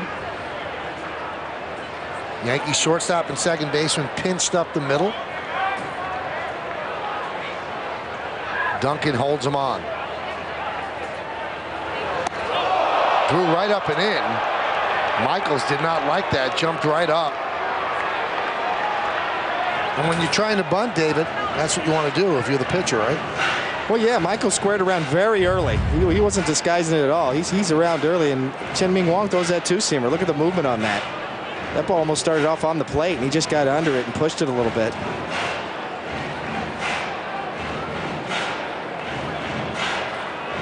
Yeah, and Michael's a fiery player. He just got under that. That ball moved a lot. And Michael's just staring him down. Yeah, he's got a little edge to him, Jason Michaels. Well, your heart has to be pounding if that happens. Runner goes, and they did have something going. Gutierrez might have stolen that base, but Michaels hacked at the pitch. It's now 1-1. You kind of see both managers with pitchers on their games, and you get a guy, you get your leadoff guy on. We saw last inning with Robinson Cano, and don't know if that was a play or not, but he was kind of itching to steal right there. And same here, Eric Wedge, the manager of the Indians, trying to get something going. Wong's on his game. You get a leadoff guy on, they're going to try to bunt. We're going to hit and run. We got to try to manufacture something here.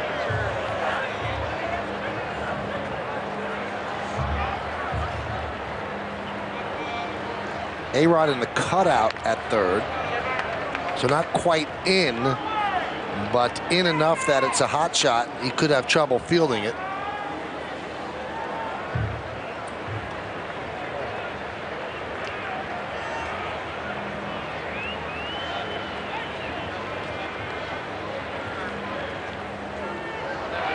Runner goes. Pitch swung on a miss. Out. Good throw by Molina, good tag by Cano.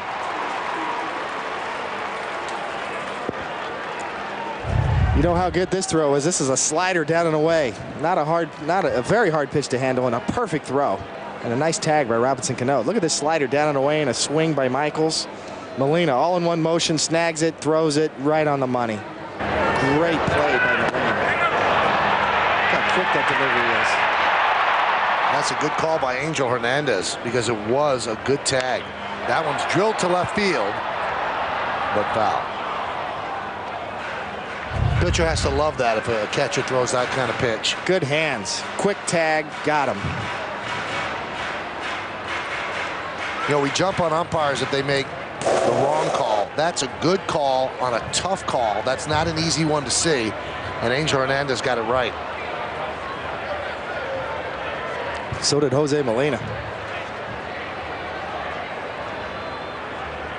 1-2, swing and a miss. Another strikeout for Chien-Ming Wang.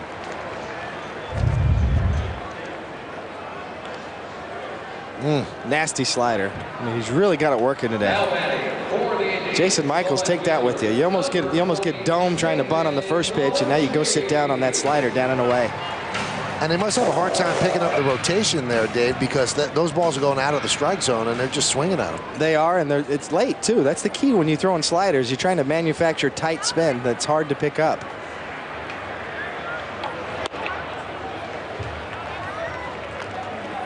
Just throwing effortlessly today. Nice, easy motion. Fastball's jumping out of his hand. We've seen him back up in the mid-90s with his sinker.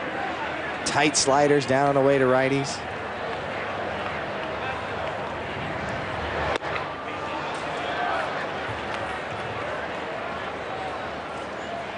Mixed in a couple splitters. See this pitch right here. That's a split finger fastball right there. Mixed in a couple of those. That's about 86 miles an hour. Looks just like his sinker. Only a little more dive, a little more tilt. The 0-2. There's another one, another splitter. So he's really got his 3 pitches working today, Michael. For lefties, he's featuring that splitter. To righties, he's featuring that slider. And then, of course, everything works off of that sinker.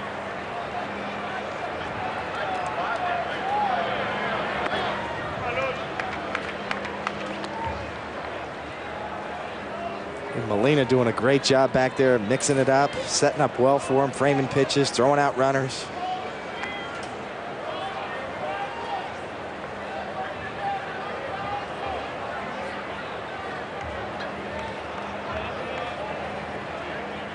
Six strikeouts. He's got the swing and miss pitch going.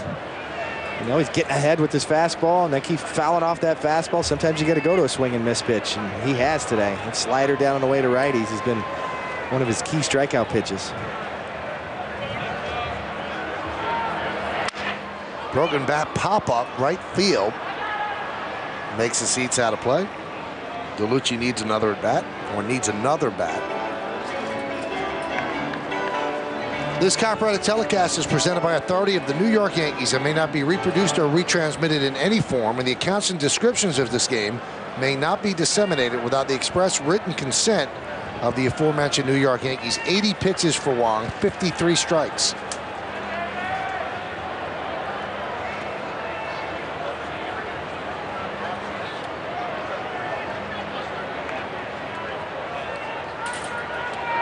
There have been very few stress-free days for those two men, Joe Girardi and Dave Island. Yankee pitching has been up and down, a lot of usage of the bullpen, starters not giving you quality outings, but today they've had very little to worry about.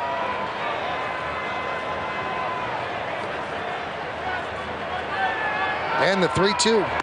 He walked him. Second walk issued by Wang. The other one came in the first inning.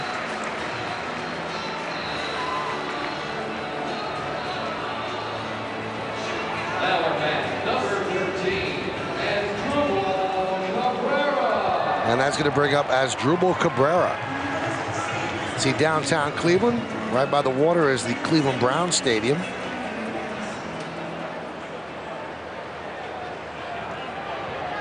A revitalized downtown area because of this ballpark. Everything started to build off of this. This really was a ghost town. before what was then Jacobs Field was built.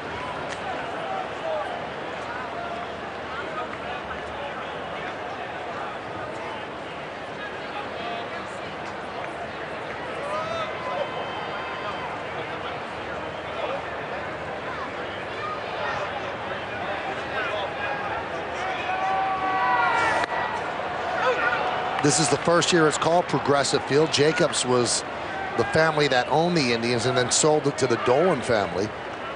And when the naming rights ran out for Jacobs Field, they sold it to Progressive, and that's what it's called. Some people call it the Prog, others call it the Pro. One of the best newer ballparks in baseball, came right after Camden Yards, right along the lines of Camden Yards, what was then Jacobs Field, Safeco Field. Yeah, it's still got that new feel to it. You know, it's weathered very well over its first few years. Runner goes. Throw to second. This one not in time, as DeLucci steals second.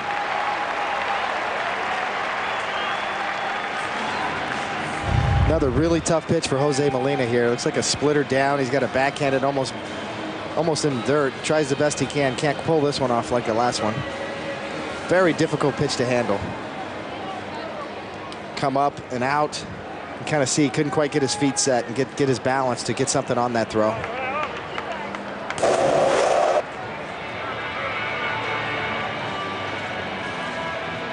Haven't had to have many conferences.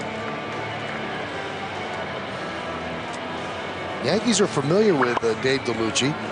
He played with them in 2003. Actually played in that World Series. And actually played against him in 2001 for the Diamondbacks. Another good guy in the clubhouse. Fourth or fifth outfielder guy, can do a lot. Hard-nosed player, can run, plays decent defense, good hitter. Swing and a miss. And Cabrera goes down on strikes. Another strikeout, that one on a splitter. He has it all working. Fastball, slider, and then the splitter with the bottom dropping out. We go to the 6th, 1-0.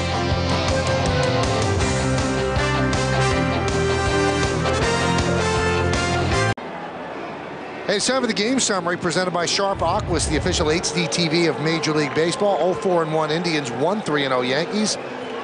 Melky Cabrera 1 for 2, his 5th home run of the year. He had 8 home runs all of last season, so well ahead of his pace. Victor Martinez 1 for 2, his single extended his hitting streak to 9 straight, and we expected a pitcher's duel, and through 5 innings we certainly have that. One mistake by Sabathia, the home run to Melky, and Chien-Ming Wang has 7 strikeouts. And he has 3 pitches working. Chien-Ming's always looking at that nail, see if it's holding up. So far, it's held up just fine on a Sunday afternoon in Cleveland. So we go to the 6th inning. It'll be Jeter leading off. Jeter, Abreu, and A-Rod against Karsten, Charles, Sabathia. Indians have left 5 on base, the Yankees 3. And there's a pitch that Sabathia was not throwing early in the season. He would not come inside. He's having no problem doing it today and in his previous start against the Royals. We told you he's lost 6 straight against the Yankees in the regular season, lifetime 1-7 against them. Good hard fastball. You could hear it up here, just crackling into the mid of Victor Martinez. 2-0. His velocity has improved as the day's worn on. Back up 94, 95 with his fastball again.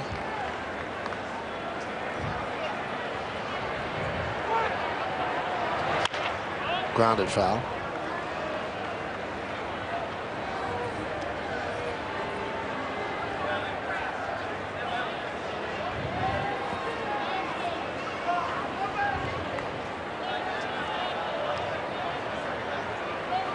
See Jeter get jammed there, kind of laughing about it.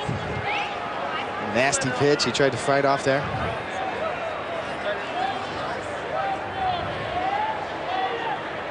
And the 2-1. Count 3-1. Right now, base runners at a premium. You get one on via the walk, you can start doing some things. You want to open up holes in the infield because both pitchers have been so dominant.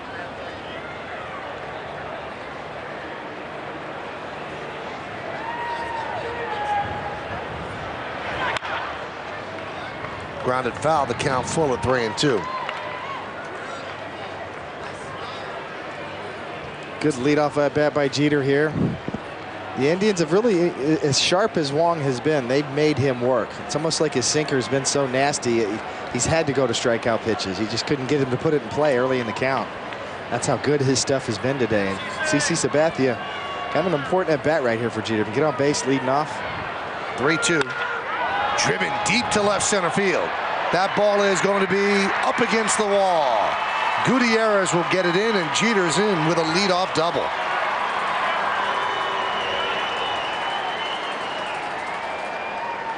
And Derek does it. You know, he works the count to 3-2, buys himself a fastball up and in, and really gets to it. Turns on it. Instead of that inside-out swing that we've seen so much, he really gets the head out on this one. We've seen him do that over the course of his career from here and there. When he starts to feel good about his swing, he'll start turning on that inside fastball. Significant double. Wyatt tied Joe DiMaggio, 389 on the Yankees all-time doubles list. I always say this, whenever you see one of these lists for the Yankees, the names are certainly not unknown. Lou Gehrig leads, Bernie Williams, Don Mattingly, Babe Ruth. Some brand names up there. So a runner in scoring position, Bobby Abreu would like to pull the ball here and get Jeter over to third for A-Rod. How about that? Ran the hands up the bunt. Shows you how tough Sabathia is. Gave it a thought. It's one of those days. Important double leading off here, the 6 for Jeter. Great at bat. Hey, you want to make it count.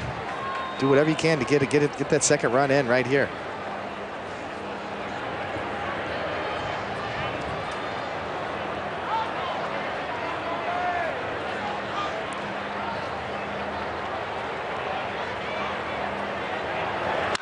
And he gets the job done. Nice play by Asdrubal Cabrera as Jeter moves to third. That's not an accident. That's exactly what Abreu wanted to do. That is small ball right there as Jeter moves to third. Good job right here. Almost gets a single out of it. Diving play, athletic. Got the short throw from shallow right field. But Abreu does his job, gets Jeter over to third. We've talked about the Yankees struggling with men on base this year so far. Now you got a great situation. One out and Jeter on third. Carl Willis comes to the mound, talk things over. If you're on the mound right now, you've got Shelley Duncan on deck. Alex Rodriguez, 54 home runs last year, 3-time MVP. Do you walk A-Rod here to set up the double play with Shelley Duncan? Certainly a consideration. I'm sure that's exactly what they're talking about right now. How are you going to go about it? Similar to what we saw earlier this year with Girardi and Messina with Manny Ramirez up at first base open. Do you want to set up the double play here? He might let CC go after A-Rod with a couple of pitches, but not give in. That's the path I always never liked. You want to walk the guy or not? Don't tell me to be careful, because if I'm careful, I could make a mistake, even if you try to be careful, and then I give up the hit. Looks like they're going to pitch to him.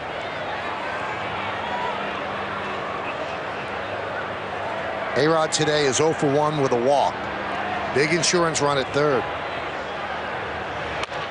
Crackling fastball strike inside corner. Boy, you're seeing two craftsmen on the mound. Really fun to watch pitchers work like this. They both know what they're doing. They both have really good stuff. When you can come inside with a four-seam fastball, power pitch on the first pitch to A-Rod and dot that inside corner, boy, that's impressive. That's what separates the great ones right there. You can command both sides of the plate. Early in the count, pound them in. Infield is in. Blew it right by Alex Rodriguez. Count 0-2.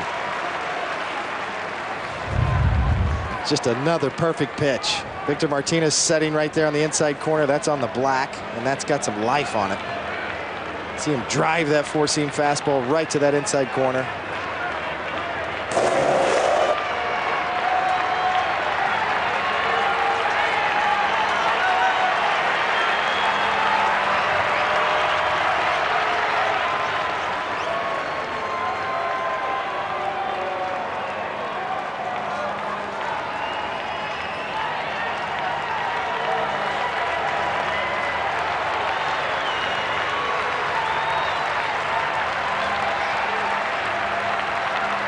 And the big left-hander deals. Came in with the breaking ball. A-Rod laid off.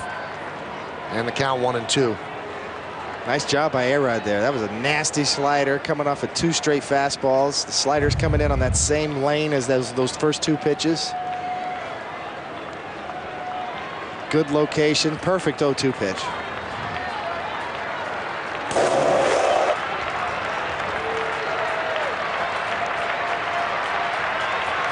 The 1-2. He struck him out. Came in with gas and struck out Rodriguez for the second out. That's a big strikeout for Sabathia. We go pitch by pitch here. First pitch, fastball, dots the inside corner. Power pitch, 95 miles an hour. Same thing right again, just beats him. 0-2, let's go slider down and in. That sets up another fastball. Just beats him. Actually, that was probably the least located fastball. That one's more down the middle, but it had some hair on it. And Sabathia's pumped up. And he's not.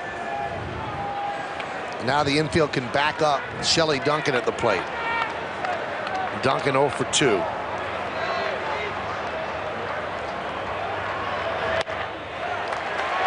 Another good hard fastball. Yankees 0 for 4 today. Runners in scoring position, 2 for 19 in the series. That's why they're 0-2 in the series and leading just 1-0 here in Game 3. Excuse me, Michael. You see Victor Martinez really working CC. You know, you said he had trouble pitching inside. Not today. He's throwing inside very well today. The 0-1. Right now, it's power against power.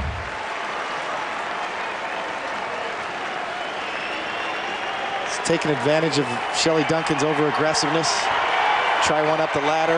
It's a hard one to lay off.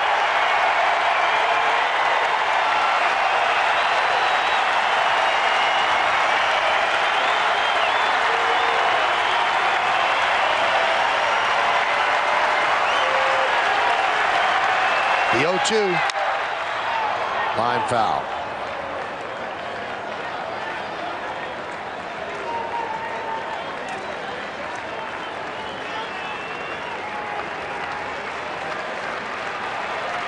It's a big moment in the ball game. Crowd senses it. A lot of fans on their feet. CC Sabathia, the Cy Young Award winner from last year, really raising his game to another level in this inning. Along with David Cohn on Michael K, you're watching a good one here on Yes. Yankees 1, Indians nothing, top of the 6th. Jeter's at third with 2 outs. Sabathia against Wang. The Cy Young Award winner on the mound, the runner-up in the dugout, spinning a shutout. Yankees looking for another run. And the 0-2 upstairs. 1-2.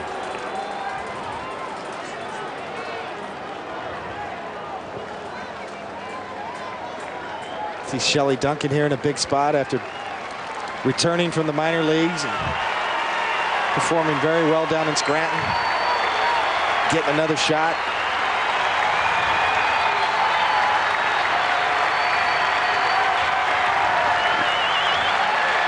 And the 1-2.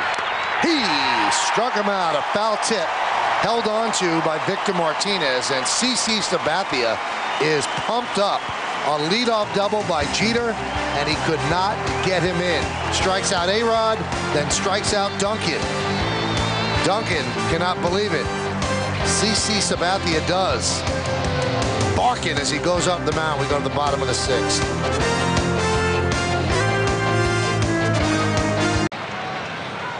Well, we go to the 6th inning.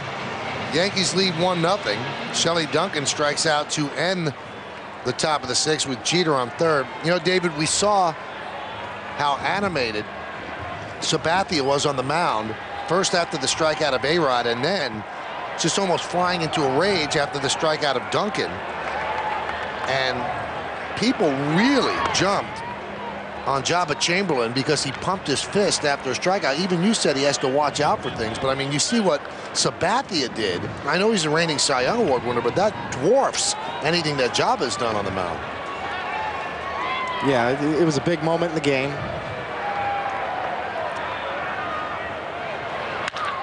Hafner grounds one to shallow right. Cano. One away. And a lot of big moments for Wang as well, and he struck out a lot of people. Yeah, we've seen that tight slider right there against righties. There it is again. There's two. Good sinking fastball back, kind of swing back. Another good slider.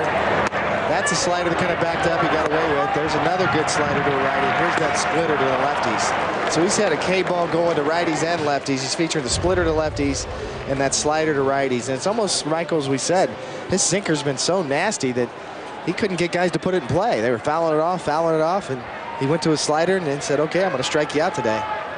Got that season high right there, 7 Ks and 86 pitches. There's Victor Martinez, and the pitch low.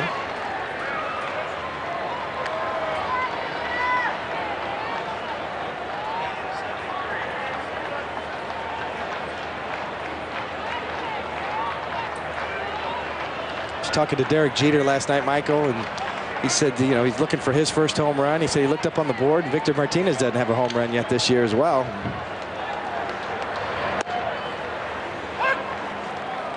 Kevin Long, the hitting coach, was kind of joking with Jeter about losing his pop. When are you going to hit a home run? Kind of sarcastically.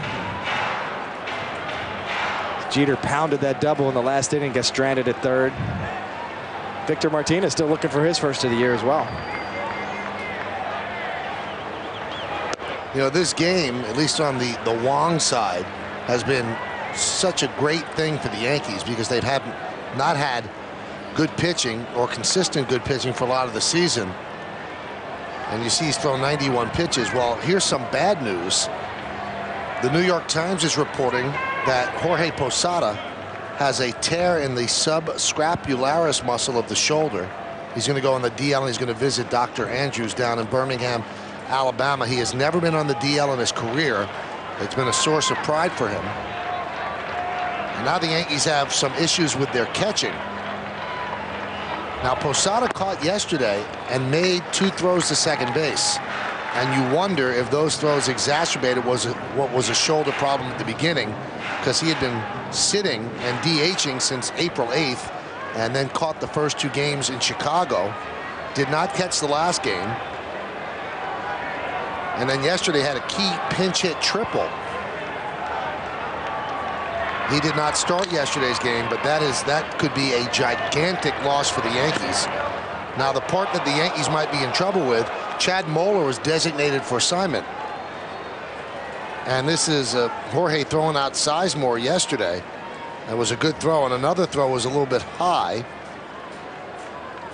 Yeah, there's no way to simulate that in practice before the game. You know, the game speed live, you got to pop up quickly and make that throw in a live game. That's the only way to truly test your shoulder. Victor Martinez grounds one to Duncan. And there's 2 away. And when I say they've lost Moeller, he's been designated for assignment. And if any team claims him now, they could take him. Now, if he gets through the other 29 teams, then the Yankees could send him back to Scranton and then bring him right back up. But as of this moment, today, Yankees have 1 catcher, and that's Jose Molina. Posada obviously could catch if he had to. I don't think he's on the DL at this moment, but they'd be able to run on him at will. That's a real big blow if the New York Times is right on this, and they're certainly going with it, so I'm sure they're not wrong. Count 0-1.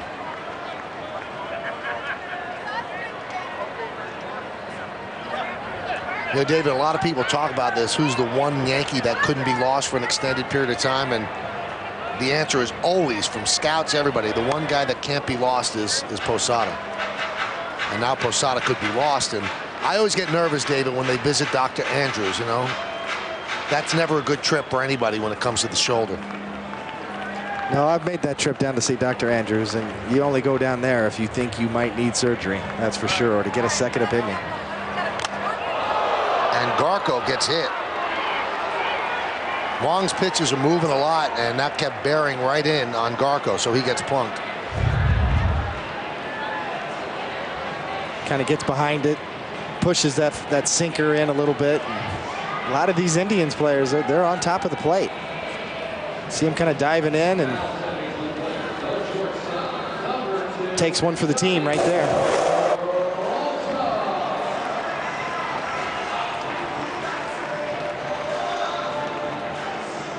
Again, they're looking at that nail. He's always tending to that nail.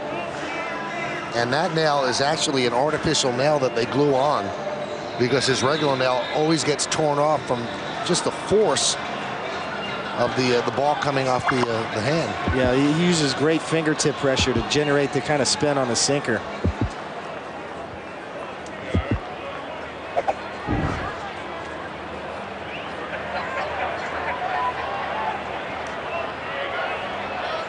Johnny Peralta at the plate.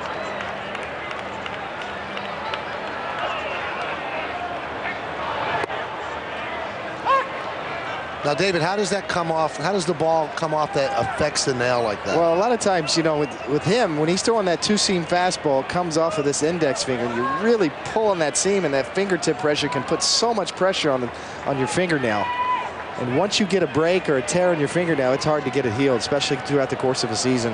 That's why they put that artificial nail on his finger. And you know, once you kind of go down that path, it's the floodgates open. You don't have time to let it heal.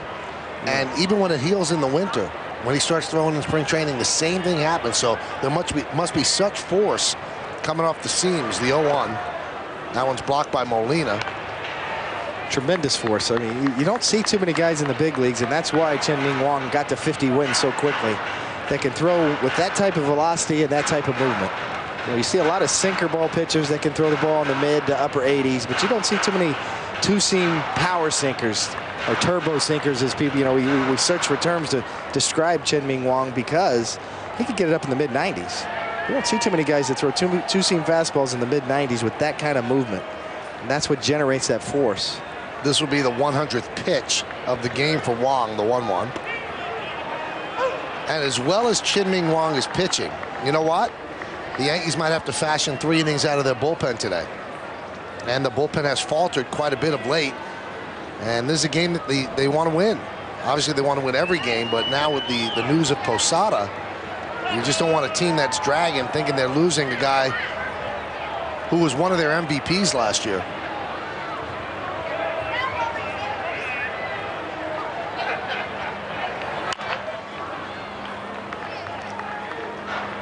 Still throwing very well. It'd be interesting, Michael, if he can get out of this inning. If they run him back out there, he's just broken the 100-pitch mark for the day, and that's part of the problem. Part of the credit goes to Cleveland for making him battle. Chien-Ming Wang has had a good sinker. He's tried to get him to put it in play early in the count, but it's almost been too good. They fouled it off. He can't get him to hit it between the white lines today, so he's had to go a little deeper. He's had to go to some strikeout pitches, and he's been very good. But credit Cleveland for making him throw these pitches. Popped up. Shallow left. Jeter is there, and that's going to do it here in the 6th. No runs, no hits, no errors, and 1 man left. We go to the 7th. The Yankees 1 and the Indians nothing.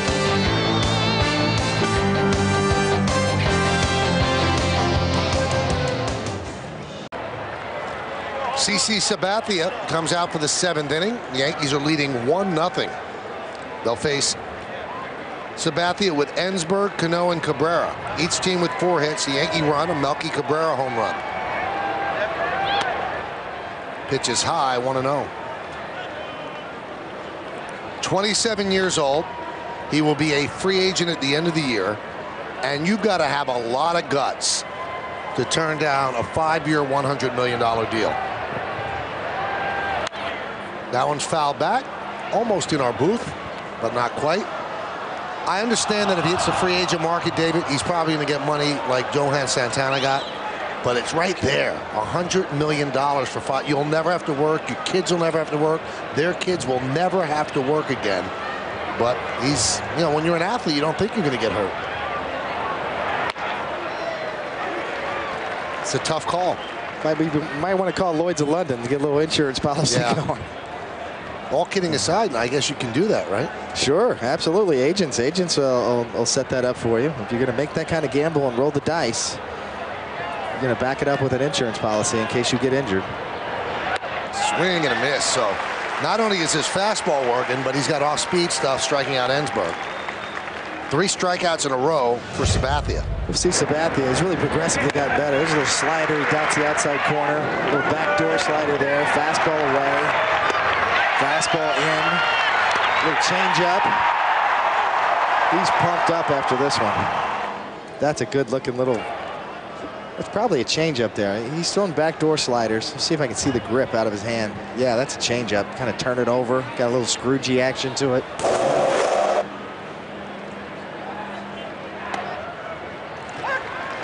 And there's a strike. You can see there, that's kind of the changeup grip. You see the ball kind of buried back into his hand. That's how you take speed off of the ball. Is when that's called choking the ball. Get it back into the palm of your hand.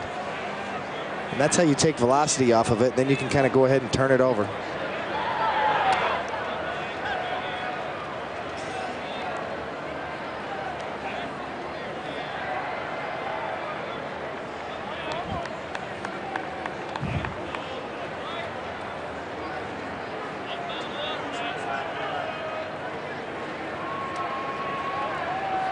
Cano is 1 for 2.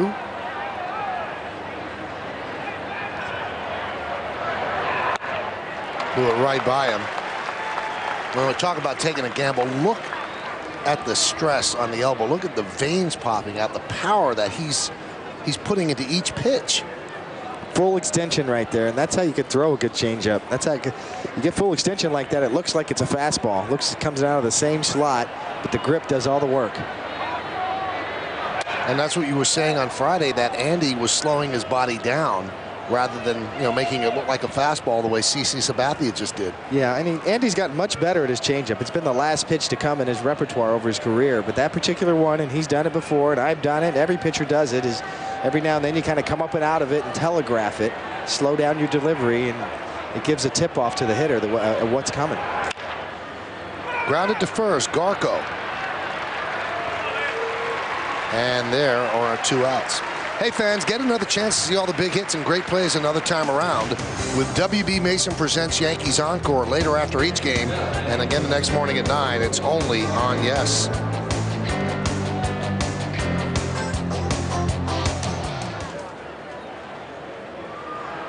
Great shot from the blimp. The Goodyear blimp has been providing great pictures for us throughout this series, and today no different. Melky Cabrera, there's the offense for both teams today. A home run in the 5th inning. That's it. It's 1-0 Yanks, top of the 7th. And a strike. Exactly as advertised, Sabathia against Wang. Sabathia is still in decent shape. There's 93 pitches right now.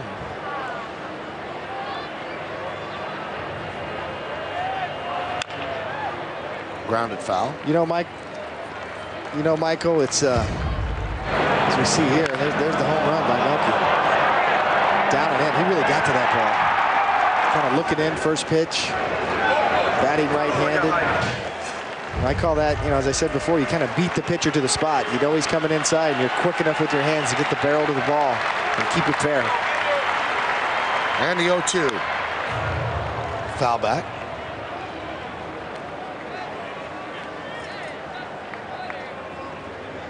You know, we were talking about pitch counts, you know, the in vogue thing and the number crunchers in baseball.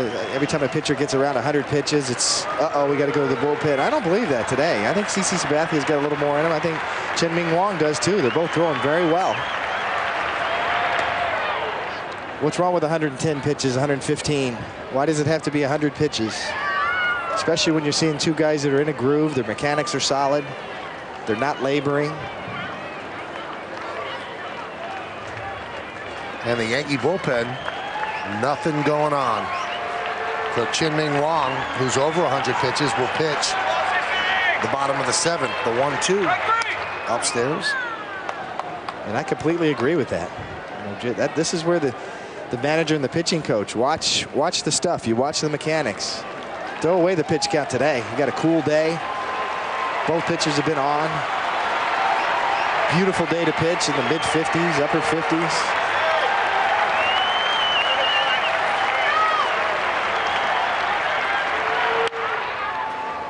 Another foul ball. Melky has a home run today, his first major league home run. Happened to be against Cliff Lee and the Indians back in 2006, June 15th. And you also saw his first major league hit was against the Indians and Kevin Millwood.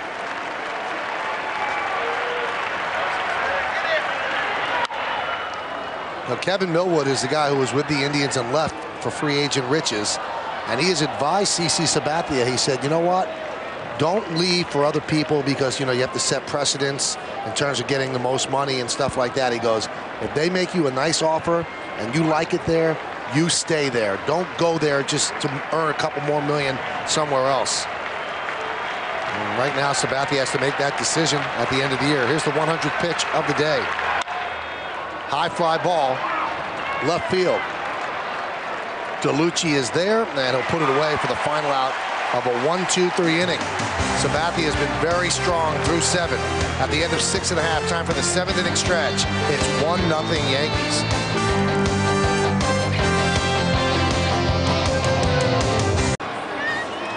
Well, it's 1-0 here as well, Nancy. We thank you for that update as we go to the bottom of the 7th inning. Each team with 4 hits. The difference in the game, a Melky Cabrera home run in the 5th inning, his 5th home run of the year. He had 8 all of last season. At the beginning of the game, we were talking about a great pitcher's duel, and it has lived up to that. Sometimes you have 2 great pitchers on the mound, and they might not have it, and you have a 7-6 game. Right now, it is 1-0 as we go to the bottom of the 7th inning. It'll be the bottom third of the order. Blake, Gutierrez, and Michaels.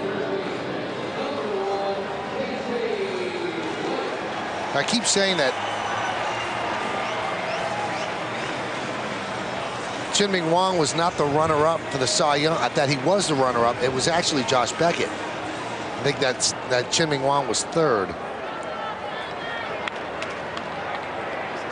But he had 19 wins, more than anybody else had.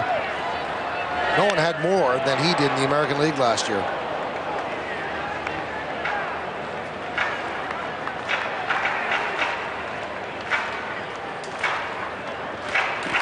He certainly had a Cy Young Award type season. And, nobody really ran away with it. Could have gone either way.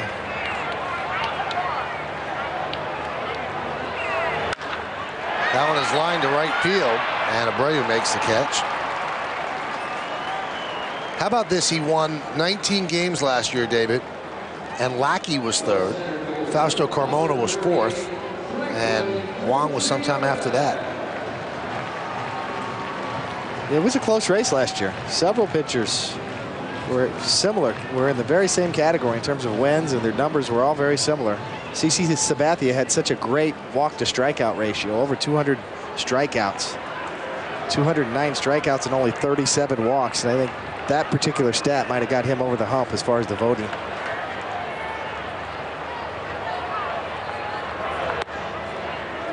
And the pitch to Gutierrez is a strike. That's the top 4 last year.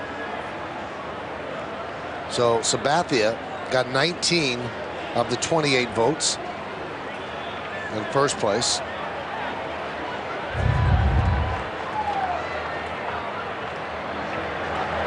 Swing and a miss. Count 0-2. Nice and easy. Comes right back out. 106 pitches. Throwing with so much less effort.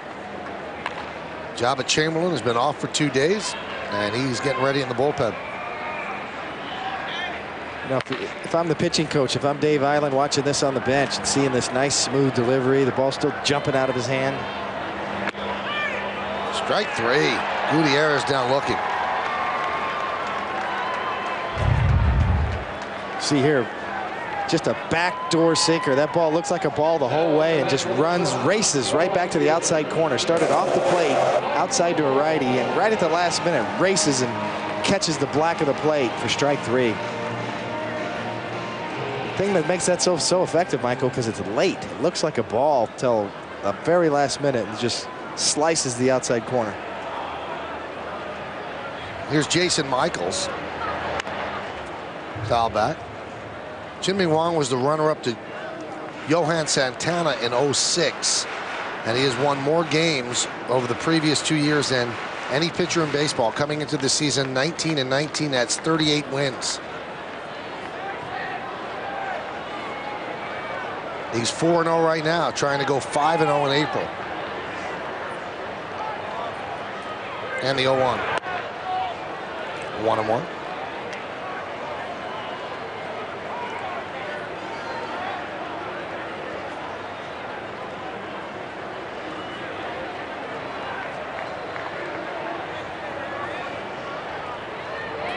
The amazing thing about Wang, he won 19 games and missed the first 3 weeks of the season.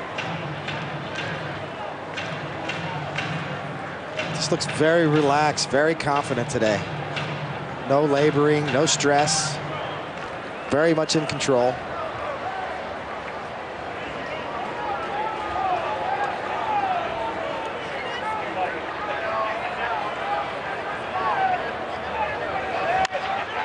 Check swing, and the 111th pitch from Wang is fouled away. I've seen a lot of swings like that today. Jason Michaels, kind of an emergency hack. Check swing, foul ball over the dugout. You just can't quite get a beat on him, Michael. You know, they don't know if it's going to run in on their hands or if he's going to dot that outside corner with a slider, and it's definitely got him guessing. And the 2-2. Just missed outside. And you're right, the ball's really coming out of his hand nice and easy. On deck, Dave DeLucci. He's been on base twice, a single and a walk. Also stole a base. 3-2. He struck him out. And a slider gets Michaels diving down and out of the strike zone late. A 1-2-3 inning in the 7th. If that was his last inning, pretty impressive. It's been pretty impressive right through. We go to the 8th, 1-0 Yanks.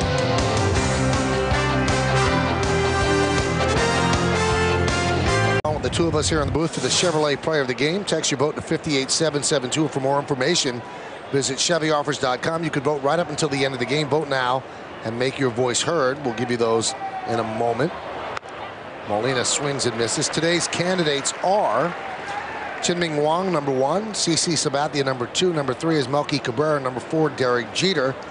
Standard text messaging rates apply. It's hard to get a number 4 on a day like this because the story is the home run and the 2 pitchers. But the story might not be written yet because somebody in the bullpen might emerge as the star, or somebody who hits a big home run at the end might emerge as a star. They're talking things over with Chien-Ming Wang right now. Will he pitch the 8th? He finished off the 7th in proper fashion, the 0-2. Fouled away. If the New York Times story on Jorge Posada is correct, Jose Molina is going to become such an important part of this Yankee team for the remainder of the year.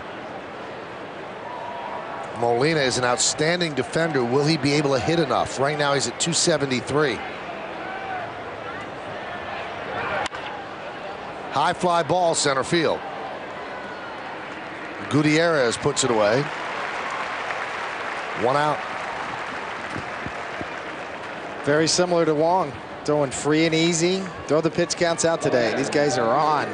It's a great day to pitch. 104 pitches. 73 strikes and 31 balls. That is just a tremendous ratio right there. Is this good weather to pitch? Because not too hot, not too cold. Just right. On days like these guys can throw all day. Damon fouls it back. Just enough to get a little bit of a sweat when you need it. Just enough moisture for that tacky feeling on your fingertips that you need to feel the ball. But not enough to kind of drain you like we saw from Andy Pettitte the other night on a little more of a humid night. And kind of ran out of gas. First night we got into Cleveland, we were sweating. It was humid and hot. Weather's completely changed today. Almost like a early spring day. And tomorrow will be a completely different animal. It's supposed to be 40 degrees, rain in the forecast, and then you hear a mixture of rain and snow. It's April 27th.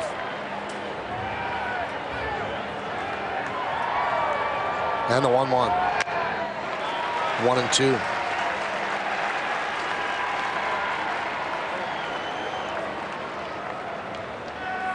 You know, when I was pitching, when I first broke in the mid-'80s, up through the early '90s, Davey Johnson, the manager of the Mets, he wanted your starters to think 9, go 9. Broken bat, line drive right at Peralta. And there's 2 away. His feeling was, you see Johnny Damon pick up the bat. A sawed job by CC Sabathia right there. Another quality pitch. His theory was you got to finish what you start. Fastball. Johnny gets it off the end of the bat. CC's doing a dance to get out of the way. Just sawed that bat right in 2. Shows you the stuff Sabathia's got. And he dots that outside corner with his fastball and the life on it. The bat just explodes if you don't hit it on on the sweet spot. You catch it down off the end.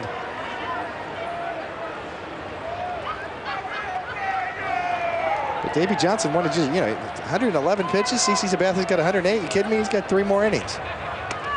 Now, one thing that's different now, and I'm sure you've heard this. Let's say Eric Wedge keeps him out there for 130. He might get a call from his agent. I mean, agents are very involved in this as well, especially a guy who's in the last year of his contract. Well, what are you doing? Why are you keeping him out there 130? So there are different levels to this game now that there might not have been in 85. Agents are pretty emboldened now. Yeah. Certainly, you start getting up in the 135, 140 pitch range. Yeah, I could see that. But right now, he's throwing so nicely. Right at 110 pitches. Why not?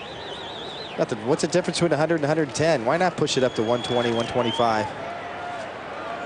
Especially when you're throwing with this kind of efficiency, mechanically speaking. Ground ball to second, gobbled up by Cabrera. Over to Garco. And CC Sabathia has retired the last 9 Yankees in a row after Jeter's double in the 6th. We go to the bottom of the 8th, 1-0 Yanks.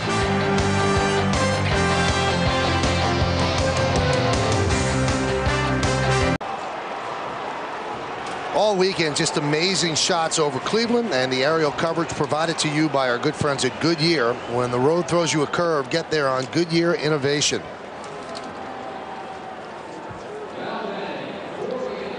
This is right outside the ballpark and across the street from Quicken Loans Arena. We are all witnesses. An entire side of a building, and LeBron James dominates. I just want to ask you, David, as a guy who was a star in his business, how do you walk out of work if you're LeBron James, see that, and keep your head about you? I mean, there's a picture of him on the whole side of a building, and he's only, what, 23 years old? Pretty heady stuff. Pretty heady stuff. Similar to what happened to Doc Gooden. Yes. Back in the day, and I guess we're seeing a little bit of Jabba right here. I think Jabba's had some pretty amazing play so far in his young career. Notoriety, almost a cult hero status. But you're right, Michael. LeBron is larger than life. And so far handling it well.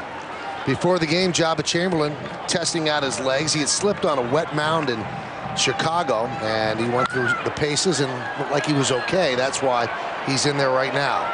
Pops up DeLucci. Duncan makes the play, and 1 out. So with the entrance of Jabba, that spells the exit of Chien-Ming Wang. And I could just tell, David, by the way you watched this game, that you really were blown away by how good Wang was today. I really was. I thought he had an excellent mix of pitches. And on a night when he did have his good sinker, and almost his sinker was almost so good he couldn't get him to put it in play. They kept fouling it off, banging it off their toe, yanking him foul. So he had to go to the strikeout pitch. And he had all 3 working. He really commanded both sides of the plate and had great mixture of pitches today.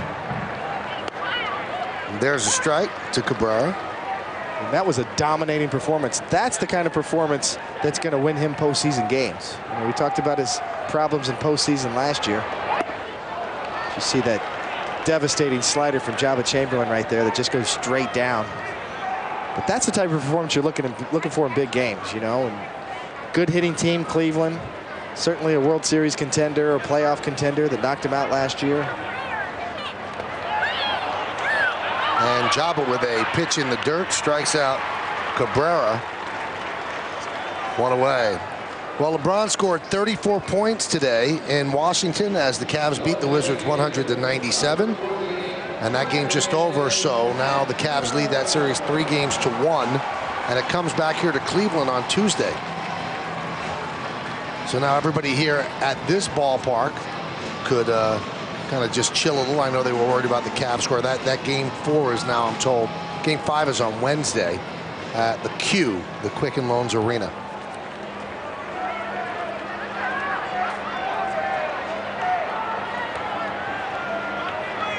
But just to finish up on Wang, just a thoroughly dominating performance. Overpowered the Cleveland Indians today. Pitch to Hafner is outside 1-0.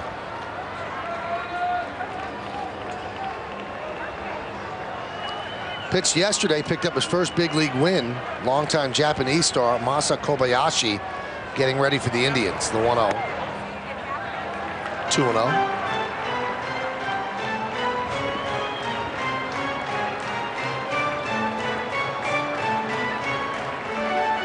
He does not like pitching, the little kid who fell asleep. He is out.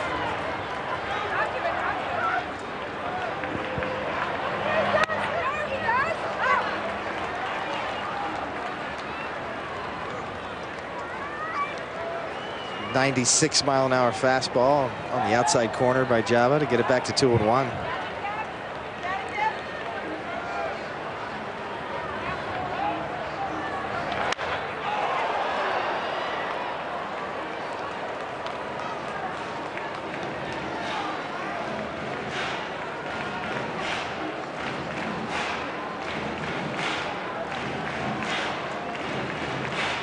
Seeing Java fall behind here, Michael. Come back, 2 fastballs, one right on the outside corner, one right on the inside corner. Let's see if he goes to that slider, try to finish Hafner here. Big strikeout pitch for him.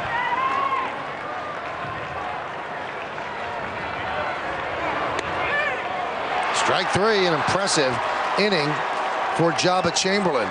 Retires the Indians in order 1-2-3 with 2 strikeouts. We're going to take a great pitcher's duel into the 9th inning. Paints the outside corner. Yankees lead 1-0. A little bit of a slide there by Molina.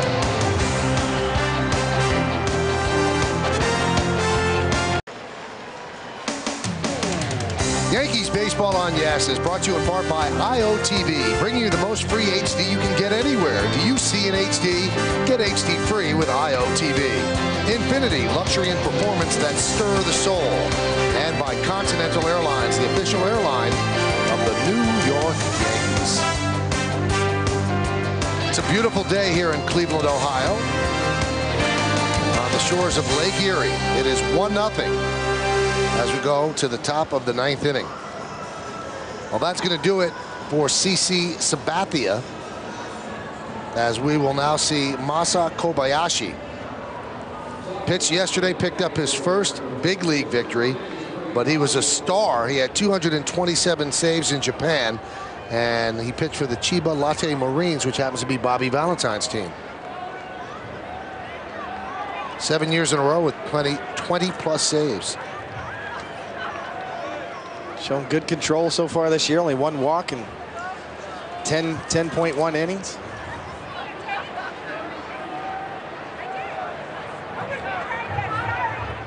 Only 2 other pitchers have had 200 or more saves in their careers in Japan. Kaz Sasaki and Shingo Takatsu, both of them who played here in the major leagues. Indians signed him to a 2-year deal. You see Mariano getting ready. With a club option for 2010, he's guaranteed $6 million. And the 3rd-year option is $3.25 million.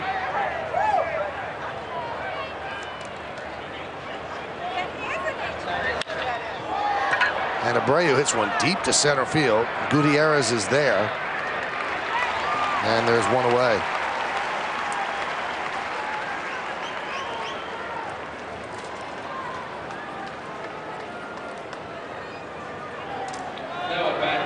Well, we saw earlier, Michael, this year in Kansas City, Hideo Nomo, the pioneer from Japan, the tornado, got released by Kansas City, but he was the pioneer. And you just get that sense that more and more major league teams are sending scouts over to Japan for look for guys like this. And it all started with Nomo. Now, this was his first spring training in the States, and the Indians train in Winter Haven. And you know the thing that just gripped him about Winter Haven that he could not get enough of? Walmart. He just could not fathom Walmart. He went there every day. He kept buying stuff every day in Walmart. He's already a Gold Club member there. What do you suppose he's buying at Walmart? I heard that he buys meat, fish, and vegetables. So he's cooking. Yes, he's cooking. He's cooking his own food. All right, well, that makes sense. Hasn't been introduced to Burger King yet, I guess. I guess not.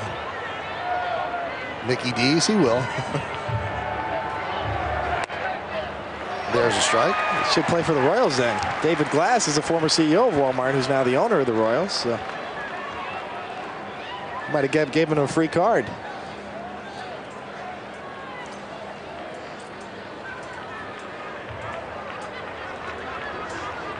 Count 1-2 on Alex Rodriguez.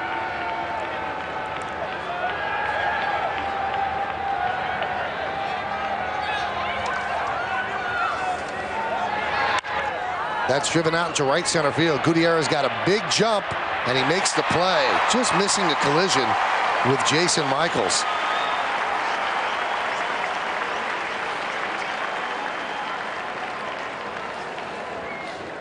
A-Rod hit that ball well the other way. Watch out, boys. You got to talk. Peeled off right at the last minute there. That's scary. Earlier in the game, we relayed a report that was in the New York Times that Jorge Posada might go on the DL with a tear in the subscapularis muscle of his shoulder, that he's going to go to visit Dr. James Andrews in Birmingham, Alabama. The Yankees are not confirming that report in the New York Times.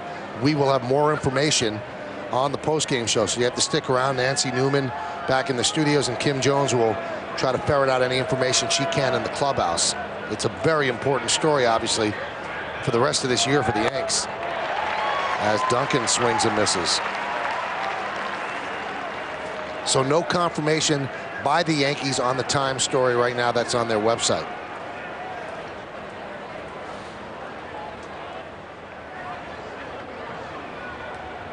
Kobayashi, very unusual delivery. A little tippy toe. Lifts that glove up slowly, very deliberate. Take a look at this. Look at that back foot. A little tippy toe straight up. Funky leg kick. And then wings it in there. Watch this little raise up with his back leg there. Whoop. And rip foul, and he also doesn't seem like he rocks back on his left leg. Tim McCarver was talking about yesterday on Fox that usually a pitcher will rock back on the left leg and then have the leg go up, but he doesn't rock at all. Not much rock there, but he's still using his back leg. I mean, you can't pitch without your back leg. That's the only thing touching the ground once you lift your left leg there. See that little tippy toe? Kind of a timing mechanism, a little toe tap. 2-2. Fouled straight back here and under our booth. It's all about balance on your back leg. You don't have to rock back to get balance on your back leg. For a pitcher, that once you get into the middle of your delivery and lift your left leg, the only thing touching the ground is your right leg, your back leg. So you better have balance on it. And you have to have your weight on that side. 2-2. Popped up. Gonna be a tough play. Sliding and making the play is Blake. Kobayashi wanted no part of that. He just got out of the way.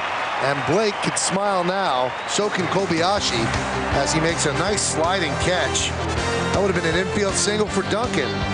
Reminiscent of Billy Martin charging in against the Dodgers in the World Series. Last lick's coming up for the Tribe.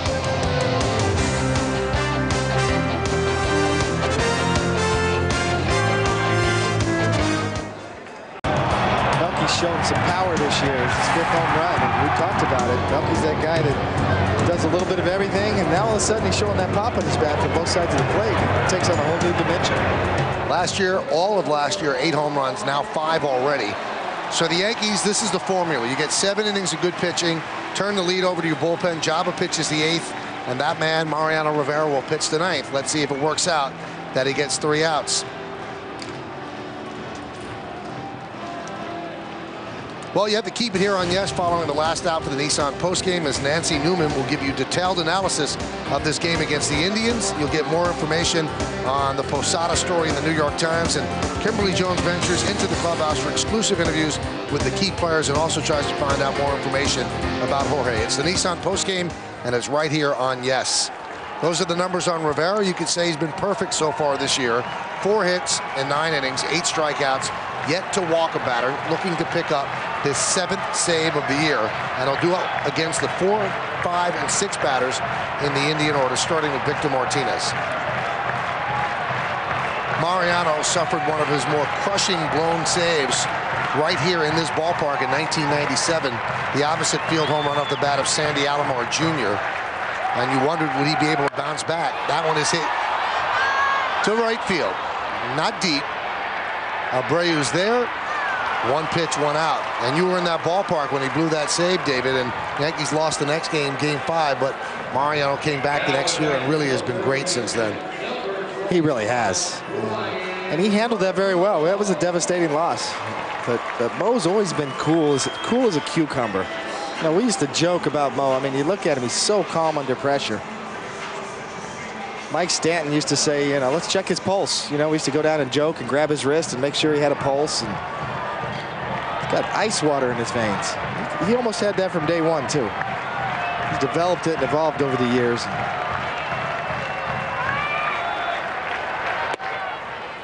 The shot there of Grady Sizemore has a streak of 382 straight games, longest in the big leagues.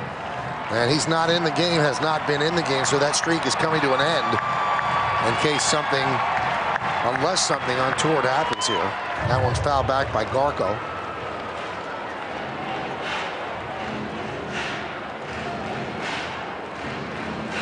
So the count quickly 0-2. Mo started out this year, you know, he came out of spring training and he knew exactly what he wanted to do in spring training. He almost had his whole program mapped out. Not too much, just what he needed, and he's been so efficient. What a great start to the year, and you can see right here. Strike 3, Garco down looking. He has the hat trick. He's been struck out 3 times today and was hit by a pitch once. And the Indians are down to their final out. 0-2 pitch. Look at that target by Molina. Really sets up well. Frames it. Mariano's so consistent. He's going to get that call. Love the way Molina sets up back there. Just shows that glove. Just gives a pitcher confidence. Really works for his pitchers.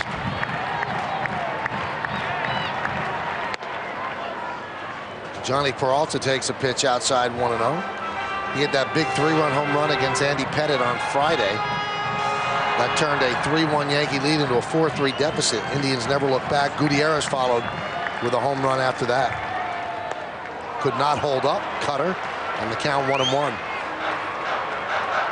Molina's in the rocket chair back there. I mean, wherever he wants it, he's going to put that glove, and Mo is just going to dot it. So efficient. A great start to the year. And just seems to get better and better every year. Nice scoop there by Molina. Count 2-1.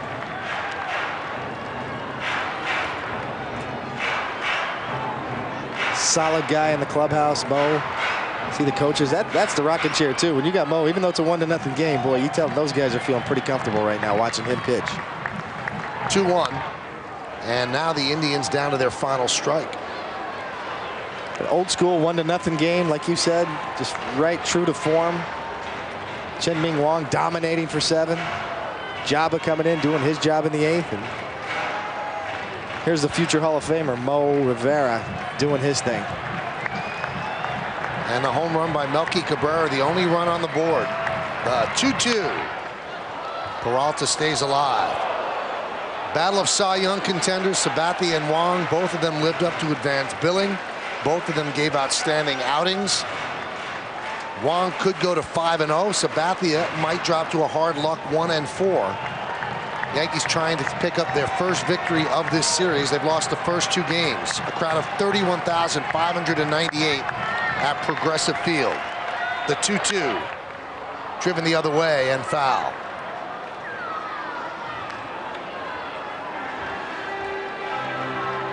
A rare wraparound series. Yankees and the Indians will play again tomorrow night, so no one goes home after this. But it will be a more relaxing Sunday night for the Yankees if they can nail this down. Indian shortstop sets. So does Rivera. The 2-2. Strike three. Ball game over. And the Yankees win 1-0. An outstanding performance by the Yankee pitching staff. Chien-Ming Wang, Jabba Chamberlain, and Mariano Rivera. Reason for Melky to dance. He had the game winner. The only run in the game, and Mariano just pitched an outstanding 9th inning. That's good old-time baseball there, David. Incredible. Just what an enjoyable game. Both pitchers were on their game, throwing strikes. Clearly a dominating pitching performance in today's age in the American League, of no less, in Cleveland. You had a feeling, you mentioned it early, Chien-Ming Wang kind of came in here on a mission after getting knocked around last postseason. He was ready today. He was on. It was a great day to pitch, beautiful weather, kind of a cool day, and both pitchers were really sharp. Well, the Yankees needed this one. They win it by a score of 1-0. And everything came together. Now, not a great offensive output, but great pitching, and they get a win that they dearly, dearly needed. Let's see what the captain has to say. He's downstairs with Kim Jones. Kimberly? Thank you, Michael. Derek, as hard as CC Sabathia was to hit today, how much better did Wang have to be to beat him? You know, Wang was pretty good. You know, we seem like we say it time and time again, but he's so much fun to play behind because he throws a lot of strikes. You get a lot of ground balls. But, you know, we heard about CC struggling coming in. I mean, he threw the ball as well as I've ever seen him. As Wang improves to 5-0, how much did you guys need this today? 7 innings from your starter, Jabba and Mo finish it off. That's what we'd like to do. Obviously, it's not always going to work out that way, but you like your starters to go 6-7 innings and then get to Jabba and Mo. But, you know, our bullpen's been doing a pretty good job this year. So, yeah, obviously, Wang picked us up tonight. Derek, with that double, you now have 389 in your career. That ties Joe DiMaggio, 5th all-time on the Yankee list. Do you ever get used to joining those great names? To be quite honest with you, I've only hit about 3 balls in the air this year, so I wasn't even aware of that. But I guess if you play long enough, some of those things are going to happen, but I don't really think it's got a chance to set in yet. I've got to ask you, what's your level of concern with Jorge Posada? We saw him scratch late before today's game. Well, hopefully it's just a few days. I mean, you never know. He had an MRI on it, I think a couple of weeks ago. Everything was fine. So hopefully a little rest and he'll be ready to go. Thanks, Derek. No problem. Michael. Thanks a lot, Kim.